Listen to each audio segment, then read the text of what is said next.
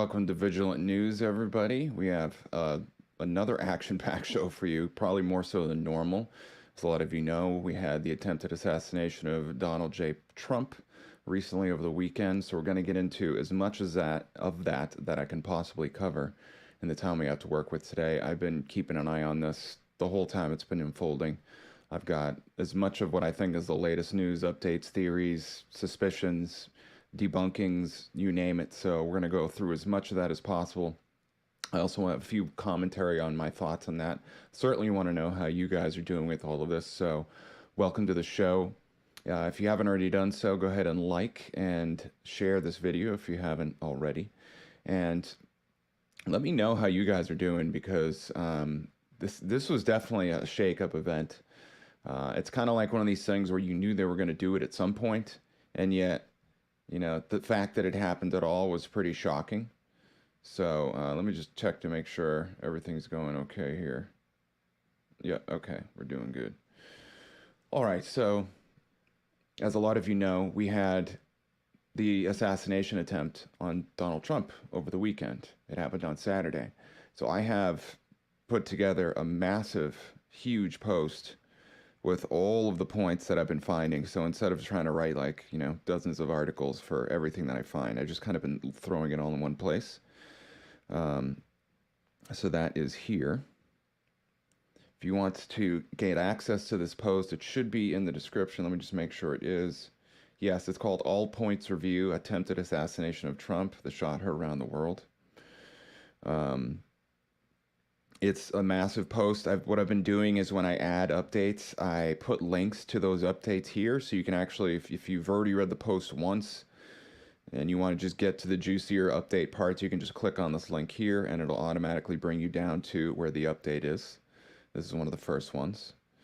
You can also use the sidebar, of course, to go all the way up at the top. I also have added another couple articles. I have a headlines article about the assassination attempts, so I've grabbed a few headlines. I combed through the news and found what seemed to be the most pressing news at the moment. Of course, this is a global, captivating story, so it's not like any one man can possibly gather as much coverage as there possibly could be done. But I put together, I think, with a pretty good synopsis of what some of the news that's happened over the weekend, as well as the latest news in this article right here, which we'll be covering today. And I have an article I want to talk to you guys about, and we might start off with this first, considering no doubt you guys have already are well aware of this event, so it's not like I'm breaking news when I say that you guys are know about the assassination attempt. But before we do that, yeah, how's it going, everybody? Lulu, how's it going? Good to see you, Amparo. So yeah, I'm gonna pull up this article here. We're gonna start this first. And one of the things that I had seen as I was going through all of the stuff this past weekend is the typical thing that happens when a big, captivating global spectacle event happens, which is that we tend to, and when I say we, I mean the truther community, not necessarily me and you, but we tend to potentially bicker about various details, like whether or not the Secret Service did their job properly, whether or not Trump had a bulletproof vest or not, whether or not the guy that was cited as Matthew Crooks is the actual guy himself, is the shooter who was, of course, killed at the scene moments after he opened fire on Trump, or if it would happen to be somebody else. I saw another guy, also I believe with the name Matthew, that was being cited as potential true perpetrator. So the temptation to engage in potentially unproductive debate when it comes to the nuance and the facts about these things can obviously be very high, and I get it, believe me. You know, as somebody who cares deeply about the truth and making sure I'm personally as accurate as possible. You know, I bicker within myself, although bicker's not really a good word. I debate within myself about, well, is this thing that I just found, do I think it's really accurate? Is it not? I've gotten things wrong. You know, there are things I'll mention today that I posted something over the social media. I've probably posted like 100 different things at least, and one of those things wasn't entirely accurate, and I posted a correction about. So these things happen, you know. We're trying to find the truth, and we're engaging in a public square debate about what that is. What can be unproductive is when, we're throwing stones at our fellow digital soldiers on the battlefield. And thankfully, I don't see a whole lot of that happening. But it is happening to a certain degree, and I just want to encourage all of us to really focus on the greater issue here, which is the enemies of truth, freedom, and justice that we've been fighting against for a very long time. The same people that the founding fathers were fighting against, the people that Donald Trump is arguably fighting against, and who tried to kill him this past weekend.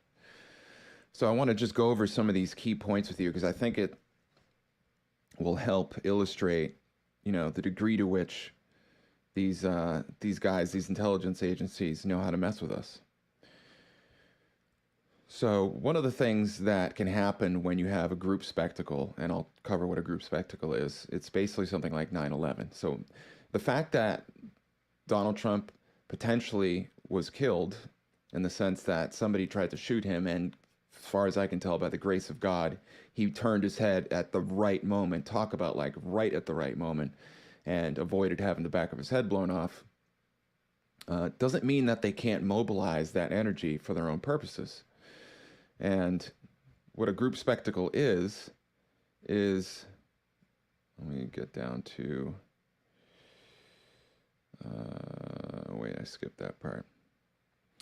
So here, I'll cover this area here. When events happen in our lives, we naturally want to talk about them, and in doing so, we can either be drawn together or we can be driven apart. Our herd or group-minded psychology causes us to feel like we belong with people who share our beliefs and feel the opposite with people who do not. If we allow these animalistic impulses to dominate, as we have observed in mobs and crowds, they can lead us to engage in conflict with one another. However, with the power of our God-given free will choice, we can choose to do the opposite. We can use the greater causes of truth-seeking to join together. So when we have a common spectacle, that's a big event that happens. 9/11 is a big event. This event that just happened with the attempted assassination of Donald Trump is a big event. Our attention is drawn to it, just like our attention can be drawn to a somebody who's pulled over at the side of the road trying to fix a flat. Or even more so with social media. Social media arguably was, I think, designed to take advantage of this very influential human instinct, which is that when we see something, we want to say something about that, especially to our friends and family, and we hope that they will believe us or that they will agree with us, and then that validates our beliefs. At times when that doesn't happen, when people do not agree with our beliefs and say the opposite, then sometimes we can be tempted to rage against that person in some way to, defend our beliefs. And I'm not saying that defending your beliefs or opining or making opinions is wrong necessarily. I'm just saying that if it can certainly be taken advantage of by people who don't want to engage in what I think is the true point of public discourse and conversation and debate, which is we're going to work together to try to find a greater truth. Now, it's just like a sports game or any type of game for that matter. When I was a kid, I used to play wiffle ball with my neighbor. And in order for us to engage in that game together, I had to agree to certain rules. And we were both trying to serve a greater goal that required agreements to play by certain rules, and then we would compete each other within that rule set. And I think that what I just described defines many games that we have in our world. And that's what makes a productive game good, because we are voluntarily giving up our total freedom, our libertine freedom to do whatever the hell we want, regardless. And we're setting that desire aside so that we can work together at a common goal. In the case of my friend when I was a kid, it's to play wiffle ball. In the case of trying to figure out what happened as a result of an event that happened this past weekend, it's to try to find the truth. And again, that it's important to be honest about our beliefs and what we think is happening, while at the same time engaging in healthy debate. But where it can be a problem is when we devolve into fighting to the extent that now we're not open-minded, We're not using respectful language, and we're fighting amongst each other to the extent that there's not a lot of progress. Like, everybody has dealt with that troll inside of a comment section, or seeing a troll in a comment section, or in, online, or even in, out in real life, like in a sports game or at a bar or whatever, something like that. Hecklers, we usually call them. And these people are not necessarily involved and attempting to actually gain a firm footing on the truth, and they're sharing their opinion because they actually care about what you have to say. They're sharing their opinion because they either want to make fun of you, they want to deride you, they want to make you look foolish, and because ultimately that part of them that wants to receive social reward points for casting stones at their enemies is the thing that's really dominating their motivations. And I think that can very easily happen anytime you have events like this, especially events that where we feel a strong emotional urge that activates our autobiographical memory, and as a result, we identify with the thing that we feel emotionally charged about. Then we want to defend it. And I've seen, a lot of very reasonable people slip into, irrationality, myself included. It's not like I'm saying this as like some kind of, man who walks on water and this never happens to. Absolutely not. I think it's an ever-present issue, and certainly depending on your background and, arguably how much abuse you suffered as a kid or something like that, you're going to experience more of this temptation to become irrational when you're engaging with people that you don't agree with. But I've seen a lot of people, kind of slip and devolve into this very irrational perspective because they feel offended or that somebody is their enemy. And I spoke to this yesterday in the preamble to the Clay Clark interview that I had. I wanted to speak to, as much as I felt comfortable with at the time, the kind of infighting that we see in the truth community. People that are our compatriots in one setting and at one time can quickly be turned into our enemies, and can justify, doing all sorts of, let's say shady things to try to make themselves feel superior or correct, and make the other person feel inferior or wrong. And I personally think that as long as you're trying to seek for the truth honestly, and I've correctly identified the real enemies of truth, freedom, and justice, which isn't necessarily a person. It's more like a set of ideas, because people can be wrong and people can be influenced by all sorts of things. Like, I don't happen to think a lot of the people in the the radical left have good opinions, but I'm not hating on the people necessarily. I'm identifying their ideas and their arguments, and then speaking to their behavior when they do things like what just happened recently with Destiny saying that, if it's a shame. I forget exactly what he said. We'll get, if we get a chance, we'll cover some of it today. But he basically, Destiny, this influencer, he's been interviewed by Tim Pool. He's had a debate with Jordan Peterson. He's been around the block when it comes to online. He's got blue hair.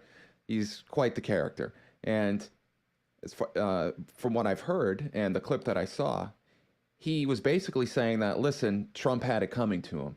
The fact that Trump had somebody potentially assassinate him, it's kind of like, well, you had it coming. This is Destiny speaking. You had it coming, Trump, so what do you have to complain about? And speaking to the fact that somebody actually died as a result of this attempted assassination, Destiny said of that person who died, well, if you're a Trump supporter, frankly, I won't shed any tears for you, and you probably had it coming anyway, because Trump supporters are evil people, they're racist, they're blah, blah, blah, blah, blah. And because of that, it's okay if some people die in an attempted assassination against the man that they're going to go see, who's arguably the biggest villain, in his eyes, mind you. Now, I'm using a little hyperbolic characterization of what he said, but that's basically the gist of it. And Jack Black as well, over the weekend, he had a concert. Apparently it was his birthday or something like that, and he said he wanted for his birthday that the shooter spend more time practicing and not miss next time, something like that. Which is, again, like, pretty nasty, incendiary behavior. Like, I might not like somebody. Believe me, I got people who've, not done nice things to me in my life. But I generally try to identify the thoughts to harm them or wish ill for them as being a bad thing that I shouldn't indulge in. And for the most part, I don't, to be honest with you. Now, does that mean I get tempted and get frustrated and want to throw stones at people occasionally, or take glee in the fact that maybe they're suffering a bit? That part of me does come out sometimes, and frankly, it's deplorable, and it's not winning us any battles ultimately, and it reminded me so much of, I'm not a Bible scholar, but I've been watching The Chosen, and the last episode of season 4 of The Chosen depicts Jesus. He's at the table, and Nicodemus comes, and he's like attempting, as a kind of a last plea from the representative from the Sanhedrin, although it's not official representative, to be like, "Hey, Jesus, I want to give you a chance to convince me that you're actually the Messiah and that maybe we should take you seriously." And that's when Mary's sister, I can't remember her name, but she buys this really expensive anointing oil, and she pours it all over Jesus' feet, and she rubs it in her hair into his feet. And it's a big offense, especially to Judas, but and Nicodemus, because it's like, oh my God, you could have helped so many poor people that you say you care about with this oil. Why did you do that? And it reminded me of the fact that it's what the lesson I think that Jesus is communicating in that moment is that, listen, it's, yes, we could have helped more people with the money that we could have sold from this anointing oil.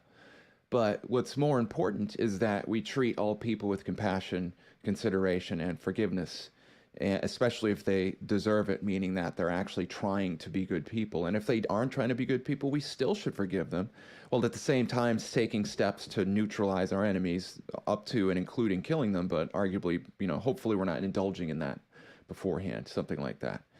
And so it reminded me of this situation. So when we have our enemies, let me rephrase, if we have our fellow digital soldiers doing things that we don't like, yes, we should speak to those actions, but at the same time try to, extend an olive branch and get them to participate in what we think is a better way of going about things. And not necessarily get thrown into division so much and so intensely that now we're fighting amongst each other more so than we're fighting the real enemy. And that's kind of what I was speaking to in that article. All right, so let me go ahead and let me pull up the main feature for today, which is the Trump article. So I'm going to try to, let's see, where is that? Hold on one second. I had it up. There it is. Accidentally jumped down to the bottom there. There we go. So let's go through what happened. I'm going to probably breeze through some of the bigger points because I want to get to some of the more interesting stuff that we found. No doubt everybody and their grandmother knows what happened. And we'll get some really interesting stuff covered. I wrote up a little intro with a summary of what happened. I also, interestingly enough, I literally just posted an article about Biden potentially being assassinated. And Alex Jones actually said this, I believe it was yesterday. I think I put the video in here. And what he said basically is that, the deep state, if Biden doesn't step down, which it's not entirely clear in my eyes that Biden is going to step down, that he's going to potentially be assassinated. Now, I'd said this on a kind of like just as a thought that I was talking about yesterday, but last week on the show. But the more I thought about this, the more I'm like, that actually has a lot of credence to it. Now, it's not the only thing that could happen. Even though it has a lot of credence to it, I don't think it's guaranteed to happen. As a matter of fact, I don't think it probably will happen because that draws a lot of suspicion to them, but it's a good opportunity to kind of talk about the greater political landscape and use some of this omniological, multivariant, multidimensional, bicameral thinking that we talk about so much. So you can actually read that article on my Substack, of course, Justin Deschamps at Substack, justindeschamps.substack.com. So let me get, you guys have all seen the footage, so I'm going to kind of skip through that. Here we have an image of the event itself, a map. Let me zoom out a little bit. There we go. And it, just got to show you, like, this wasn't a huge Trump rally. It was a pretty small area. I believe that the space range that we heard of when we're talking about, like, where Trump was, where the shooter was, where the snipers were, was something like 150 yards. That's what Dan Bongino said, so let's just entertain that for a moment. I believe he said also that these guys get trained up to 1,000 yards, so a significant distance. 1,000 yards, it's like more than half a mile.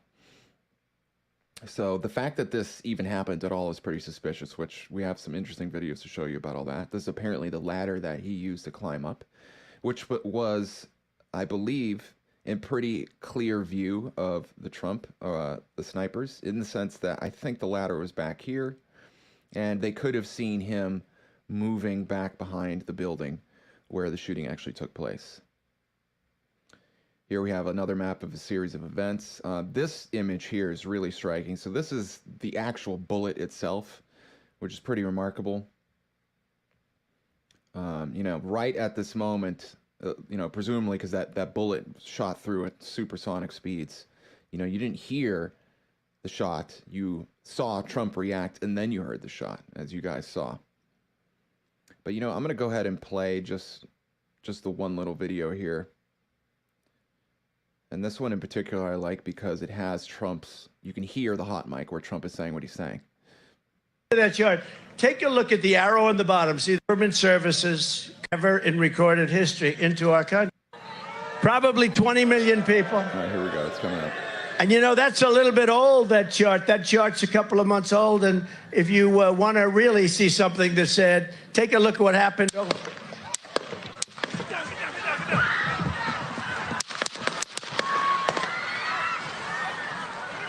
I'm going to recognize that guy. We'll get into that here in a minute.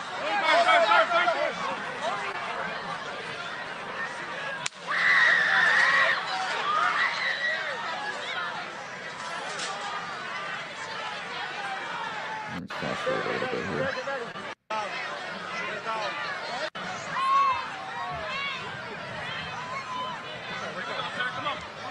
Let me get my shoes. Let me get my shoes. I got you, sir. I got you, sir. Let me get my shoes. Hold that in your head. It's bloody. So we got to move to the car. Let me get my shoes. Watch out. Wait.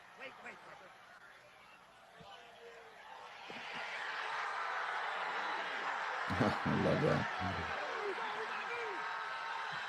All right, so that's basically the whole event that happened. There's a lot to break down into here. I'm writing an article right now about, you know, the whole idea of divine intervention, but more so I wanted to focus on, I mean, I'm going to cover that divine intervention concept because some people are like, oh, well, it's not divine intervention. Trump, you know, this is part of the movie. This is part of the stage event that happened. And I'm like, well, maybe for sure, but that doesn't mean that real things didn't have to happen, you know? We could make the argument that what we just saw was some kind of like grand movie where a bullet really didn't whiz past his head. You know, he had some kind of fake blood set up in his ear so that when he got shot, there was fake blood. Sure, that's possible. I don't pretend to have absolute, you know, omniscience when it comes to the fact that maybe the sophistication of the technology that we use in Hollywood and things like this could potentially show us something like that. However, that's a lot of people that were in on this thing. My personal feeling is that I think if this was not staged, that's what I'm thinking right now, that this event was not staged in the sense that it was part of the White Hat operation. In that, because there's a lot of nuance in the statement I just made here, in that Trump, the event itself, the snipers, the people who died, everything was all just a part of a grand show, like a bunch of, you know, what do they call that? Crisis actors. And everybody was in on it, and there was all just like a play being played out. I don't think that was the case. I do think it's possible that, as one thing I'm entertaining right now, and when I say entertaining, I'm sure I don't have to tell you guys this, but I'll just make it abundantly clear. When I say entertain, it means I'm considering the idea. I don't mean that I believe this to be actually the case, and I'm not believing other things because of that belief that I have. I'm just saying, for me, that's what omniological all is about. You're considering all the different possibilities. You're using what's called bicameral thinking, basically a multivariant or multidimensional thinking, which are fancy terms for saying you consider all the different possibilities and you think about each one, and you hold all of those in the kind of, you know, the conspiracy theory matchboard of your mind, you know, using that, I forget the TV show, but you guys have seen the meme with the guy connecting all the pictures and everything in his mind with a yarn. You just hold all those concepts in your mind so that you can try to assess all of them, because everything's evolving. Like, only God knows for sure what actually happens with respect to the absolute truth. Everything else is just an idea that we hope represents the truth. So when it comes to this idea of whether or not this was all staged, I think it's possible, maybe, and I'm certainly considering this right now, given how seemingly ridiculous it is that with all our technology, with all our surveillance, supposedly a 20-year-old kid who could barely shoot a gun, according to reports that I posted today, just so happens to take a shot at a not easy distance, not the hardest shot in the world, but it wasn't an easy distance necessarily. And that this shot perfectly grazed Trump's ear. I think what might have happened is that there might have been some kind of, relaxing of situations with respect to Trump's security, knowing that the deep state was going to try to make an attempt on his life. And as a kind of sting operation, they allowed something like that to happen. That's possible.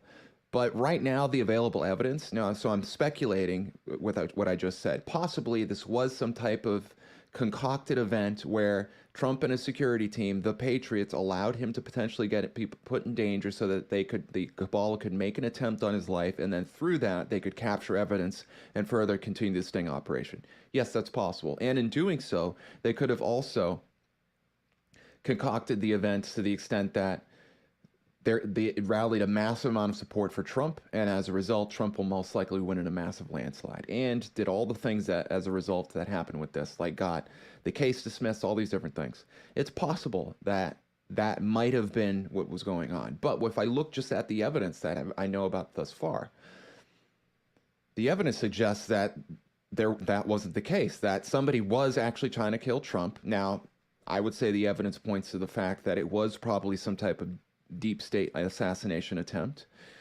I think that because the person who is blamed as the potential shooter, Matthew Crooks, again, was a 20-year-old kid. Somehow he managed to walk past, the security. Somehow he managed to, hey, how's it going, JDWX? Good to hear from you. He just rose Vance. Thank you. I was going to be looking for that. Okay, so JD, I'm going to pause real quick, and then I'll continue my thought. But JD Vance was just chosen as Trump's VP pick. Let me go ahead and pull that up real quick. JD Vance chosen as Trump's VP pick. And I kind of suspected that was going to be the case,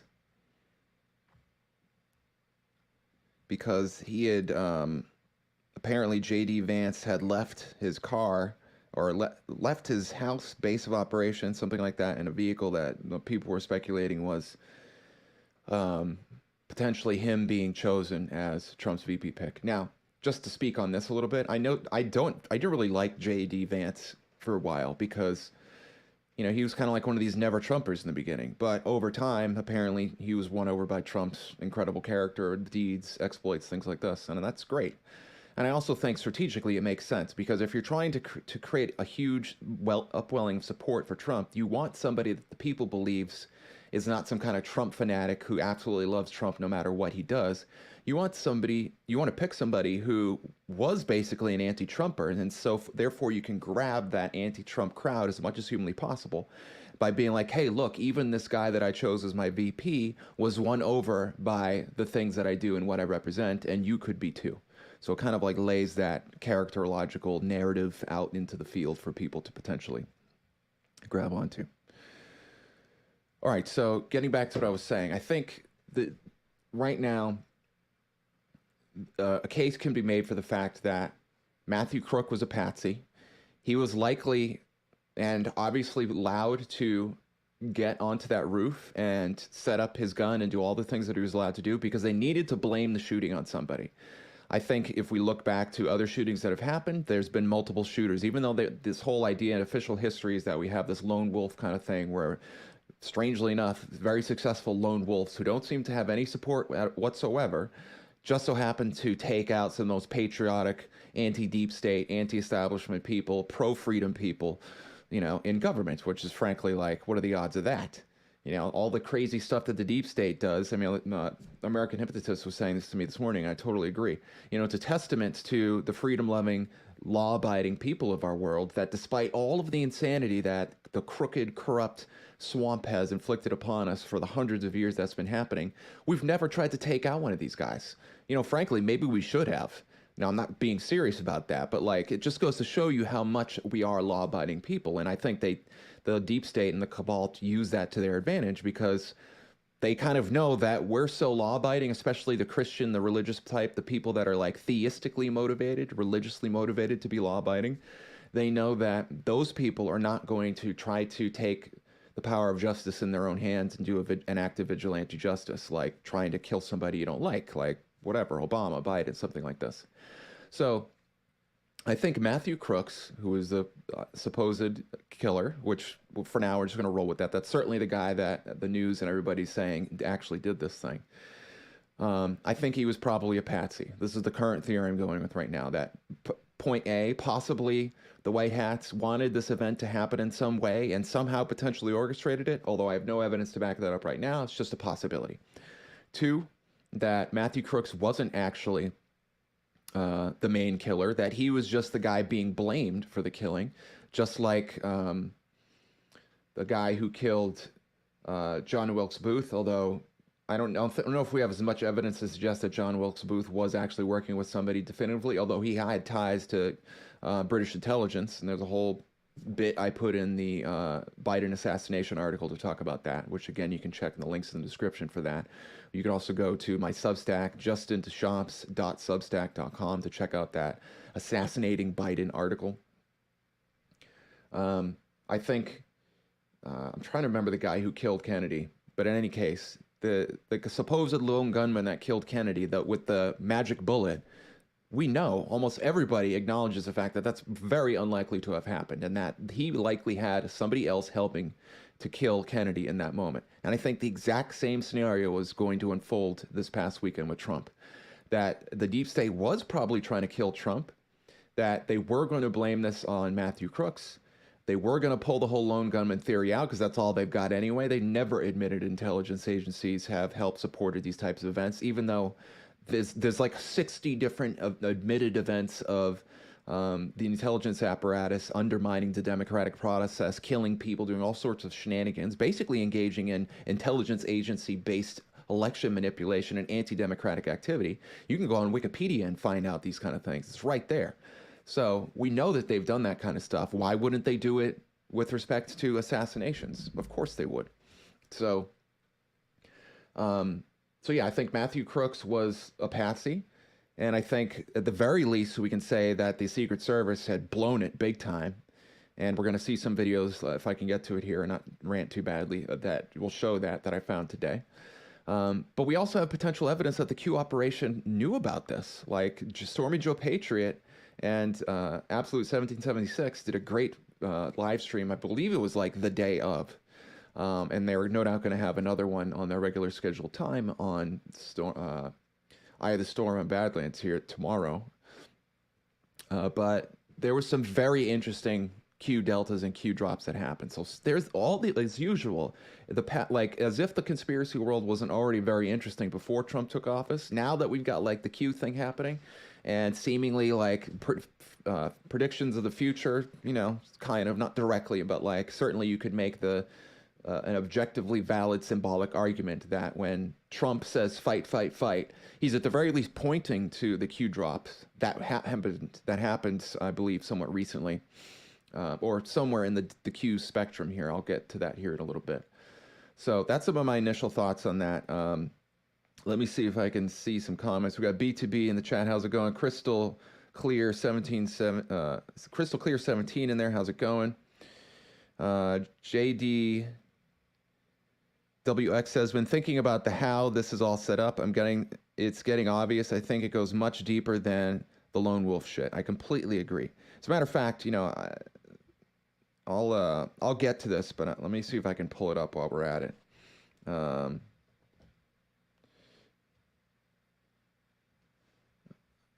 There's a kind of like divine intervention moment that I think is like really obvious that I'm going to try to see here.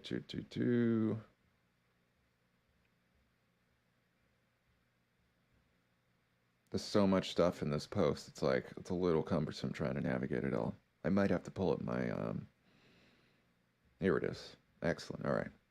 So here we go. So this is the shot. Oh. So this is the ballistics. Now the angle, like think about this. We had a bullet get discharged at over 150 yards, or let's say 130 yards to be conservative. The shooter, by mainstream media's own admission, was not a man who was a good shot. So this guy was kind of clumsy. I haven't seen the ballistics patterns to see the variance as far as the shots, because he supposedly fired 8 shots. What I mean by variance is, imagine you're like shooting at a target in a gun range. There's a variance. You're trying to hit the bullseye, but you're hitting something else, and that variation is called a variance, and you can use that to calculate or estimate the degree to which a person has definitive accuracy. So if we just assume the lone wolf theory is correct for the moment, which again I don't, but let's just assume that for the moment, what are the odds that you can nick Trump's ear, which it looks like he's going to have literally like a piece of his ear that is going to be missing for the rest of his life? What are the odds that that can happen as a result of those conditions?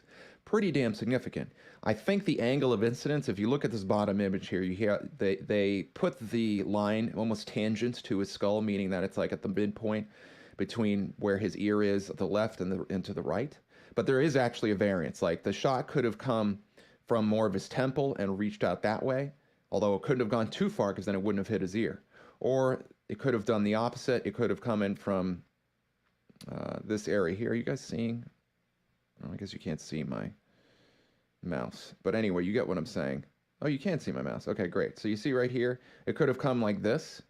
So we have a variation on the angle somewhere in the like 15-degree range. That's pretty significant as far as not likely to have been happen. Not likely to happen. So in my mind, I kind of think I'm putting this in the category of divine intervention.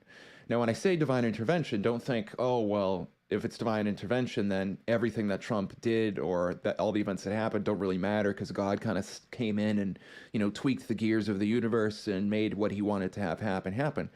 I don't actually think divine intervention works that way. As a matter of fact, it would be, and I will avoid the temptation to go into a long theological argument here, but,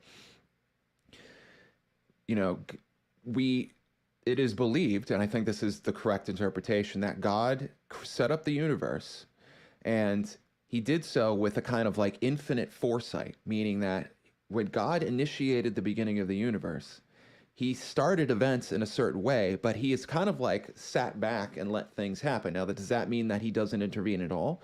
Not necessarily, because he intervenes through us. He intervenes through angels. He intervenes through people like Jesus. So there's all sorts of intervention that happens, but it's just not the sum total of the divine creator coming in and doing it.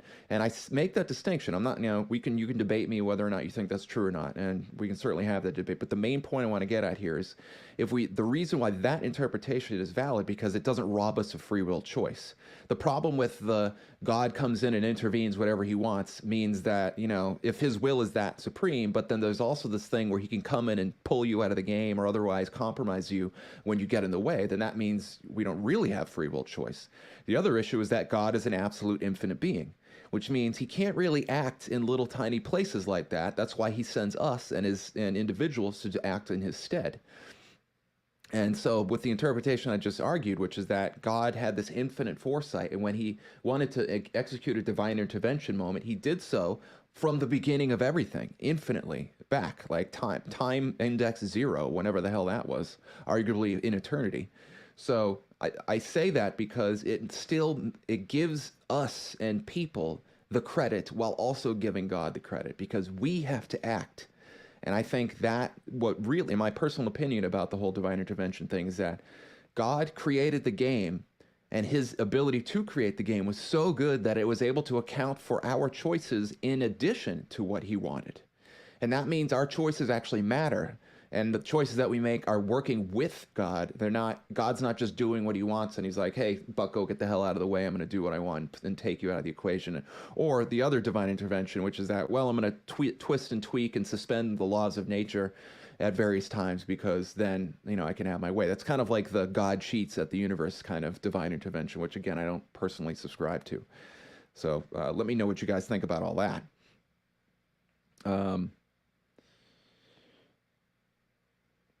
Ryan he's away right now.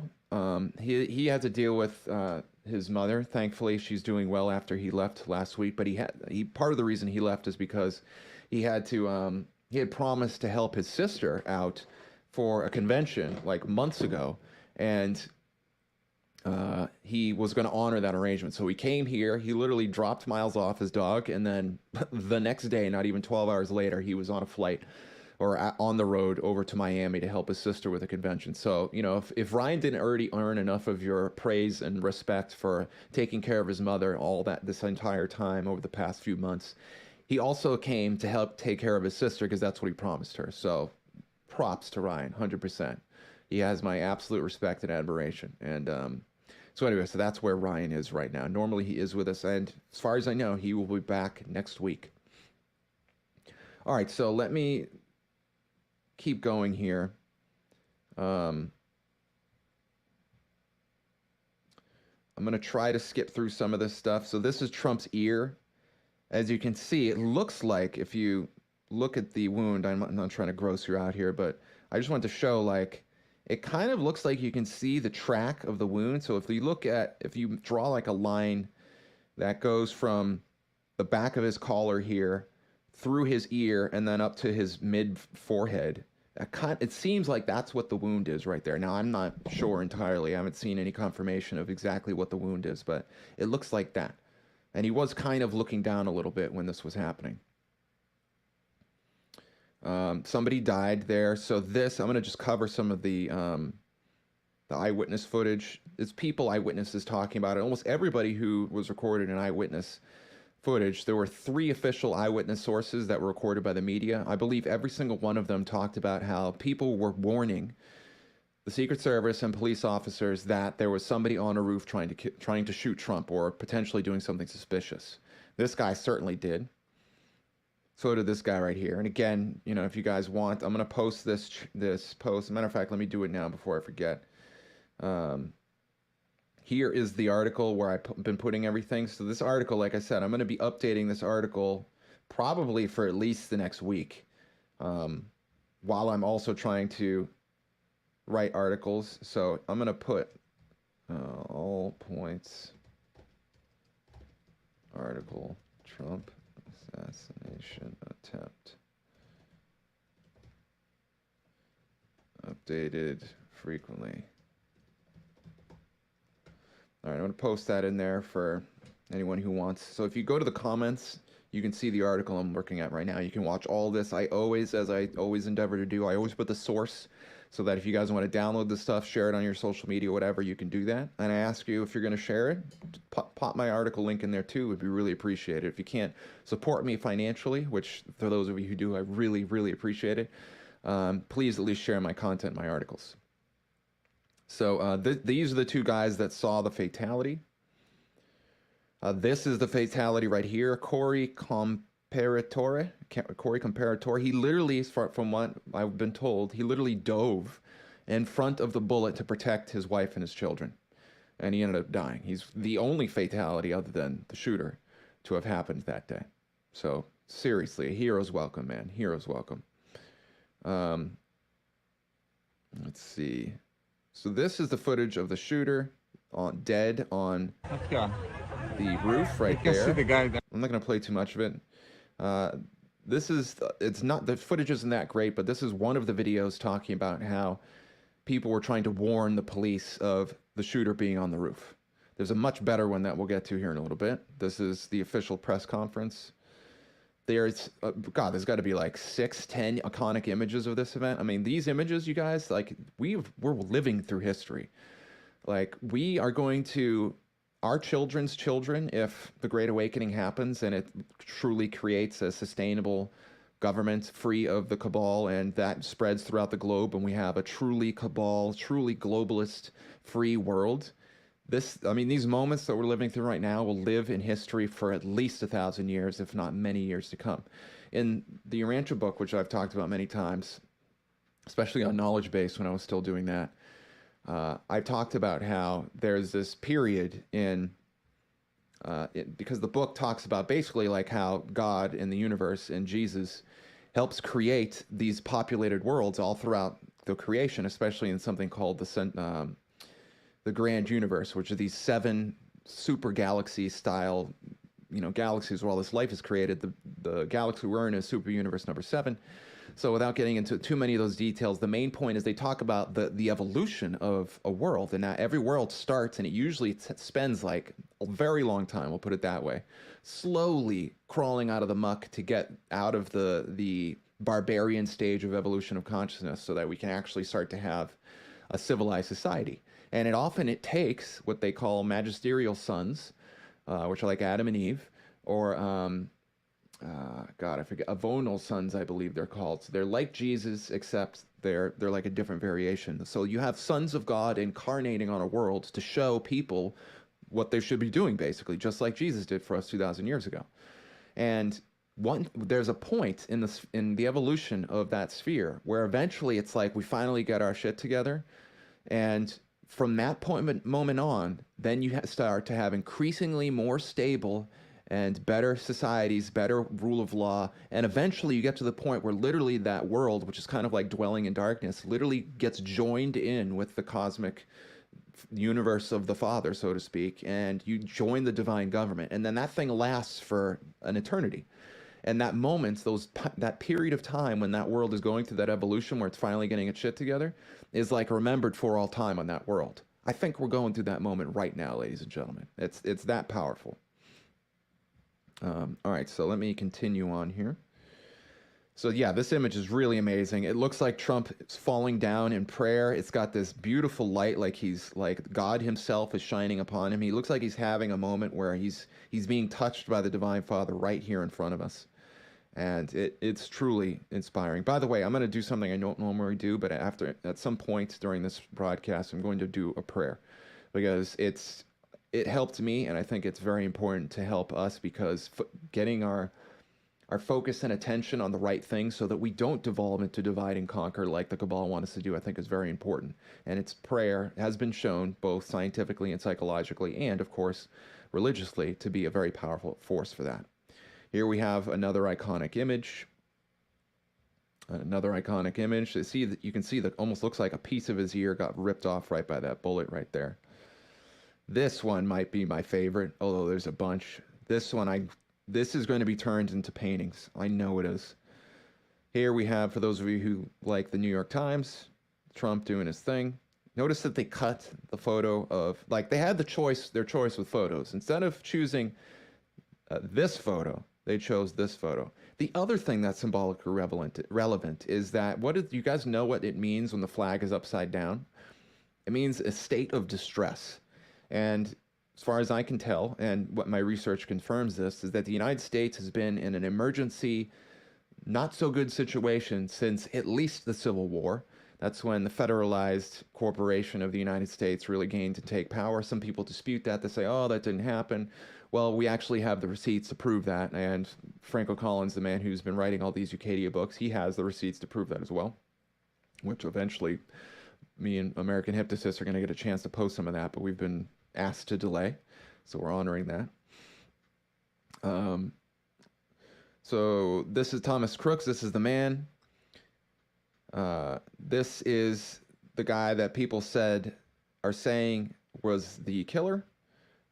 It certainly seems that way. I don't know if I put in the picture of him bloodied on the ground, but there it is. Yeah. Some people are saying, I'll avoid showing you that. Some people are saying that it's not Matthew Crooks. It's this guy Maxwell Urich, who potentially was the killer. I don't have any confirmation or refutation of that other than just to show you it was there.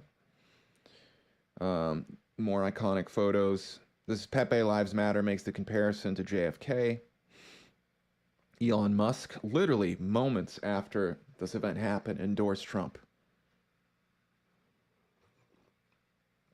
Now, he didn't say I fully endorse Trump for the presidency of the United States. He just said he endorses Trump generally. So does that mean he's going to endorse Trump in another capacity?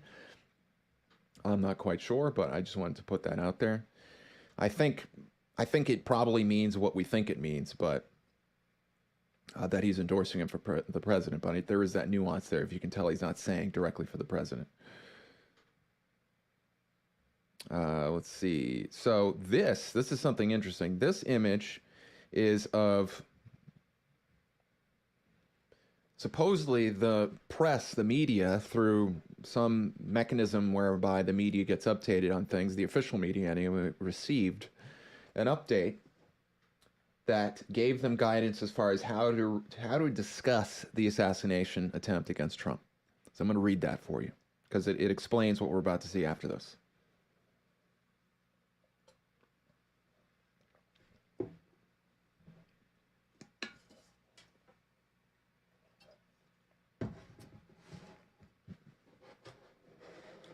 Too much stuff over here. All right, there we go. I think I got it. There it is.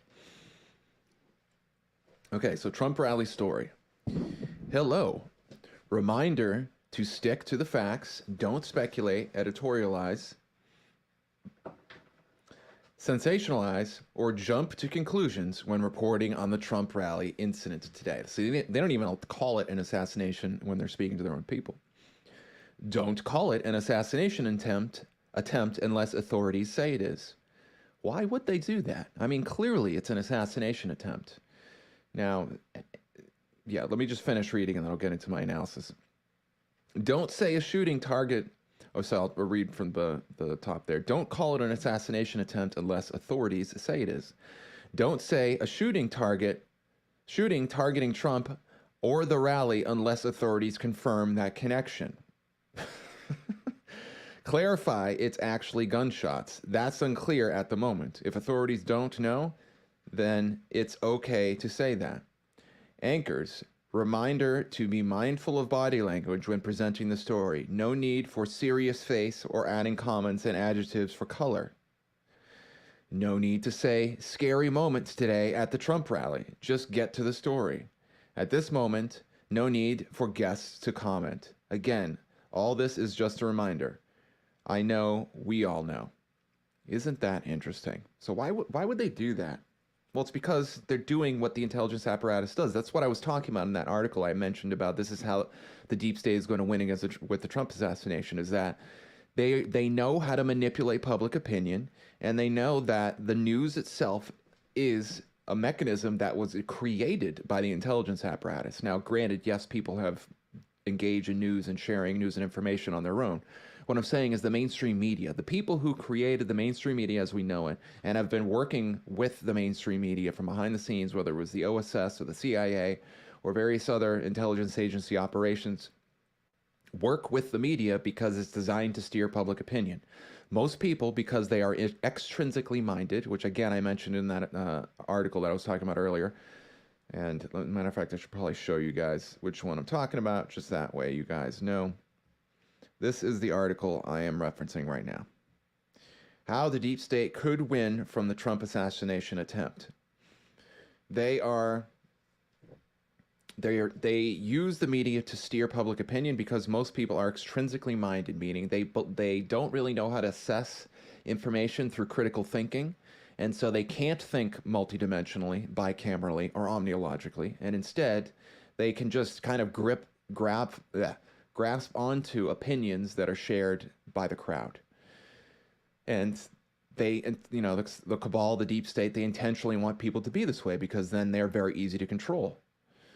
And as a result, if you don't know how to question the things that you hear from other people or your own thoughts, then you may be misled. And so because we are social creatures, we naturally want to accept a belief that allows us to feel belonging with other people. That's why we saw the COVID shenanigans that happened. All these people wearing masks being like, oh, well, masks are going to protect me.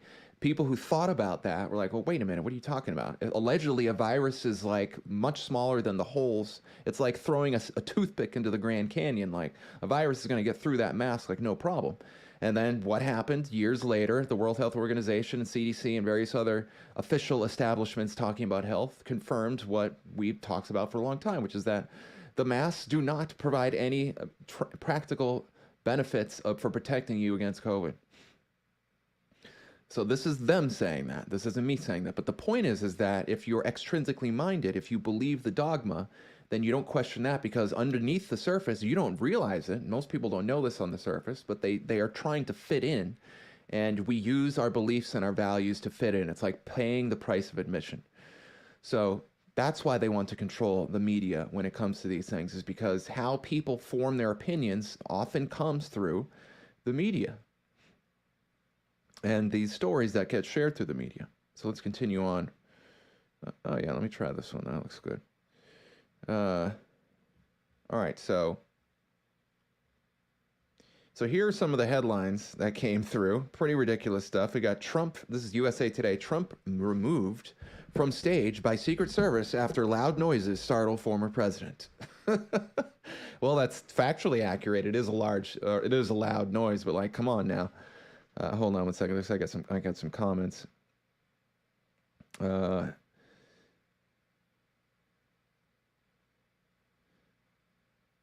It says a lot of cranky comments. Cranky people in a certain chat RVV pick right now. Come back in an hour with the positive comments vibe. Well, you'll always get positive vibes here, Lulu. No, I'm just kidding. I mean, we try to anyway. I hear you, Lulu. Crepe endgame or crepe game. It was surely a motive for the shooter to shoot at his head. Sounds like an assassination to me. Exactly. B28 says, my mother said once they would not be happy if they were hung with a new rope. That's right. And then lastly, very suspicious about the whole plot. 100%. Yeah, I couldn't agree more. So here's some other headlines. We got Trump, NPR. Trump is fine after apparent gunshots fired at his rally. Politico, photo of bloody Trump. Pumping immediately spotlighted by his allies. Oh, well, we can't have Trump, rallying the people and bringing calm to the situation after an assassination attempt, can we? So there you go. So some of the shenanigans that we saw from the rally, or from the news coverage after everything that happened. There's some other ones here talking about it. Misinformation spread swiftly in hours after Trump rally shooting. Conspiracy theories swell around false flags, deep state, Biden, and the Secret Service, filling information vacuum as consumers choose their own reality. Wow, these people are ridiculous. Conspiracy theorists about the Trump rally shooting flourish online. Yeah, in other words, when they say conspiracy theories, they just mean people talking about what happened and trying to figure it out. Apparently, you're not allowed to do anything other than just read headlines from the mainstream media. So there's another one. There's another one. Here is a clip of them avoiding saying assassination. This one's really ridiculous. I'm just going to play this one. I do want to say there was one thing that when I watched the tape, I found odd because of all of the heated rhetoric.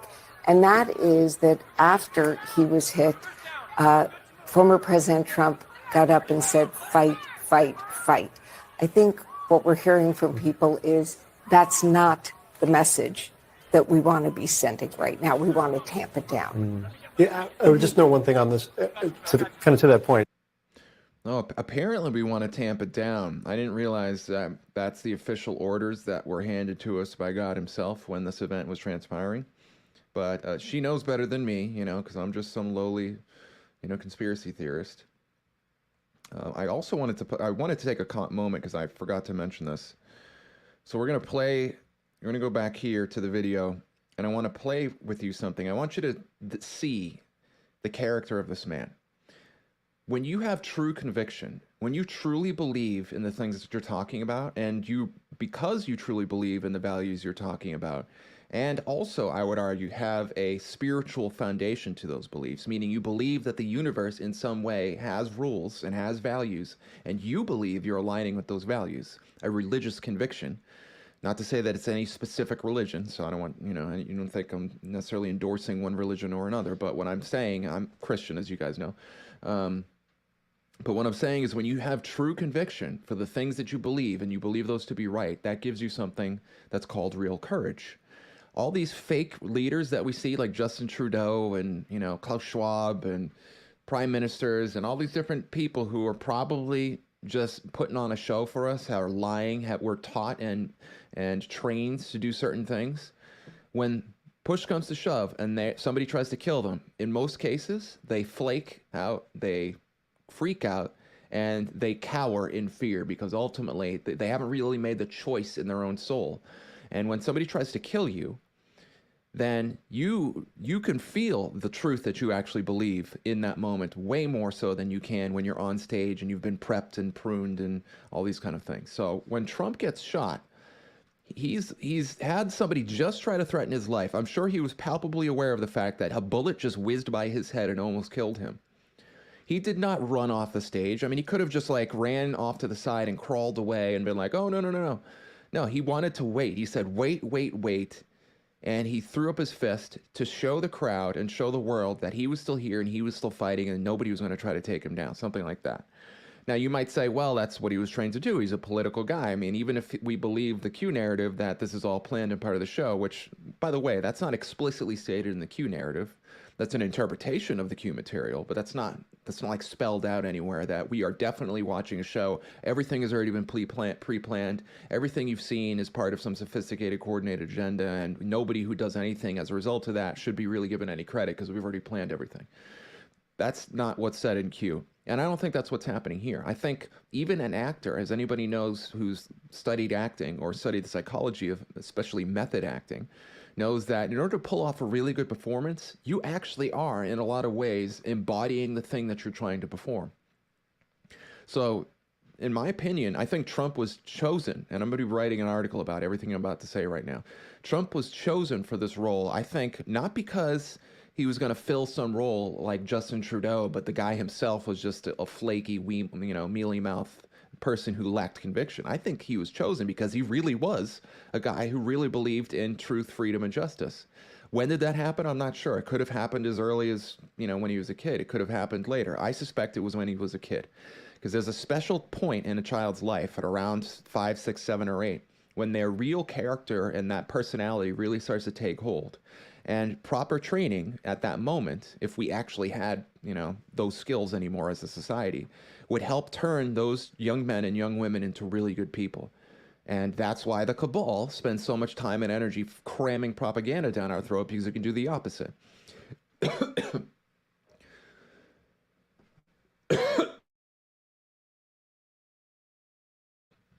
Excuse me. So the fact that Trump's life was threatened and he chose to stand up, and mind you, the crowd is just going nuts at this point, and he chose to stand up and rally the crowd. In that moment, what did he do? He brought calm to the storm. The crowd was raging, going nuts, and losing their mind, and he, in that moment, stood up, said, hey, I'm alive. Because at the time, remember, Trump just disappears on stage. You don't know what the hell's happened. He could have died if you're in the crowd. So your reality's like freaking out. I certainly would have been, and I was empathizing with the people, and I was watching, and I'm getting emotional because I'm like, man, if I was in that crowd and I just saw Trump get a hit put against him, and I saw him fly to the ground, I would think he's dead. That our whole movement, everything that we've been fighting for, is now lost, and the deep state just won in that moment. So I'd be freaking out. And Trump decides to stand up and risk his own life again to reach out in front and put himself back in harm's way to alert the crowd and alert the people that he's still alive and to fight. I think that is a perfect exemplification of the fact that this man has real character. He's not just some actor putting on a show, whether it's for, the deep state or not, or whether it's for the Q operation or not. I think he's a real guy who really cares about what he's trying to do. And we know this because he just had a brush with death, and he decided to do this anyway. Now, you might be like, well, Justin, how do we know that that's true? Because he could have, this all could be part of some stage show, and you don't really know that. Possibly. But I have never seen enough evidence to say that literally every single event is totally staged, and that means everything that happened between now or right this moment and 8 years ago during 2016 when all this got started has just been a perfectly concocted, and that means, you can't really take credit for anything because everything's pre-planned by the intelligence apparatus. I haven't seen any evidence to suggest that. Do I think there is some type of pre-planning and that there is some kind of show going on? I do actually believe that. But my personal opinion is that it's not some grand show where literally every single event, including the one we just saw with Trump's potential assassination, was totally concocted, and there's no way that he can be given credit for anything because nothing really happened to him. So I wanted to just set the stage for that as we play this clip, and I show you what he chooses to do, and look at the conviction in his eyes. That yard. Take it. Are we good? Let me get my shoes. I got you, sir. Let me get my shoes. Hold on, your head is bloody. So we gotta move to the bus. Let me get my... Okay, watch out. Wait.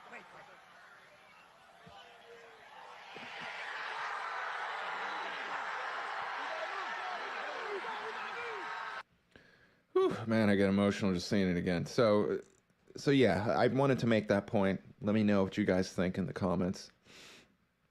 It's, I think, we've had many indications of the fact that Trump might not be, or let me rephrase that, we have good reason to believe Trump is actually a really good guy and trying to do the right thing.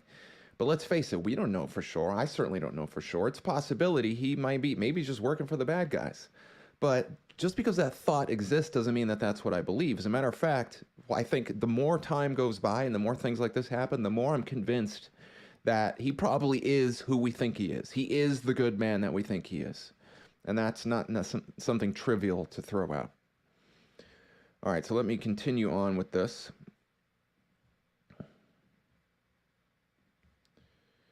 So this is Trump's statement after everything that happened. This is from the night of 7:42 p.m. So this is about an hour and a half afterwards. Apparently the event happened at 6:09 p.m. Eastern Standard Time on July 13th, 2024. This is Trump speaking. I want to thank the United States Secret Service and all of law enforcement for their rapid response on the shooting that just took place in Butler, Pennsylvania. Most importantly, I want to extend my condolences to the family of the person at the rally who was killed, and also to the family of another person that was badly injured.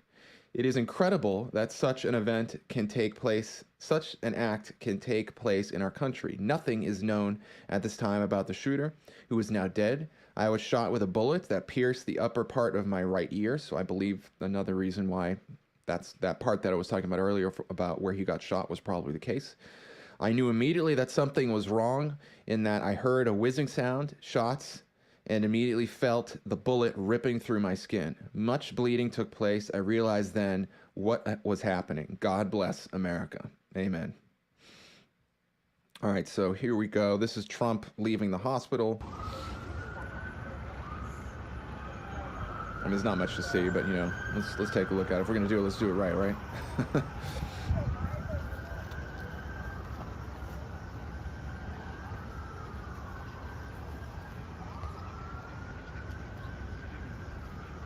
Good to see you, Shannon, CLC. Trump is Batman, Crepe Game. Yeah, 100%. I mean, a real good Batman, not like, one of these bastards. This is Trump. I'll spare you the audio on that one, but basically just comes down the escalator. Now, mind you, he had planned to go to a UFC fight that night, and you know what he did? He went to the UFC fight. It's crazy. So Trump is going to the UFC fight. This is, I don't know if Trump's at the fight at this point, but one of the fighters addresses Trump. Here we go. Hey, I heard they just tried to whack my boy Trump. I'm glad that man's okay. Long live Trump. Let's go, baby. Trump 2024. Denver, let's hear it for Evan Elder. All right, so there you go. So this is the next morning. Trump on Truth Social. Based on yesterday's terrible events, I was going to delay my trip to Wisconsin and the Republican National Convention by 2 days, but I've just decided that I cannot allow a shooter or potential assassin to force change to scheduling or anything else. Therefore, I will be leaving for Milwaukee as scheduled at 3:30 p.m. today. Thank you, Donald J. Trump. And that's exactly what he did. Here we have Biden at the presser. I'll skip that. But Biden dodges a question about the assassination. We'll go ahead and play that. President, do you think this was an assassination attempt? I don't know enough. I have an opinion, but I don't have any facts. So I want to make sure we have all the facts before I make any more comments. Thank you. All right, there you go. This is Biden afterwards. I don't really think he says much other than they're doing an investigation. Now, this is where it starts to get interesting. So General MC News, not General Flynn, well, as we know now, this has been circulated about quite a bit, that Biden had told donors on a private call that it's time to put Trump in the bullseye. Well, there you go. Now, is that proof that Biden definitely conspired to kill Trump? Not necessarily, but certainly the language is what I've been talking about. And by the way, I'm writing an article about all sorts of stuff. I'm putting a series together called Very, Veri Decoded. And it is going to be my attempt to describe and get into a lot of hidden symbolism that's been happening all over our world for a very long time. The mechanics of symbolism, how to think about it using critical thinking, how the military engages in it. Some of the people who use it, like the first article I'm going to be writing about is Dave Chappelle, because he's had some very interesting language that he's laid out recently that I think, over the past few years anyway, that I think indicates in my mind that he does use steganographic coded language, and we'll be getting into that in that series, Very Decoded. You can read that on my Substack, justindeschamps.substack.com. All right, so here is Tucker. He predicted the assassination. Let's take a look at this. They called him names. He won anyway. They impeached him twice on ridiculous pretenses. They fabricated a lot about what happened on January 6th in order to impeach him again. It didn't work. He came back. Then they indicted him. It didn't work. He became more popular. Then they indicted him 3 more times. And every single time his popularity rose. So if you begin with criticism, then you go to protest, then you go to impeachment, now you go to indictment, and none of them work. What's next? I mean, graph it out, man. We're speeding toward assassination, obviously, and no one will say that, but I don't know how you can reach that conclusion.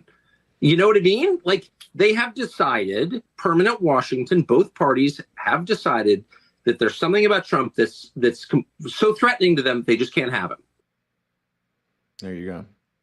And if you look in the back, there's, I just thought this was interesting. I'm not saying it means anything necessarily, but he's got, looks like a clipping from Roosevelt Dead.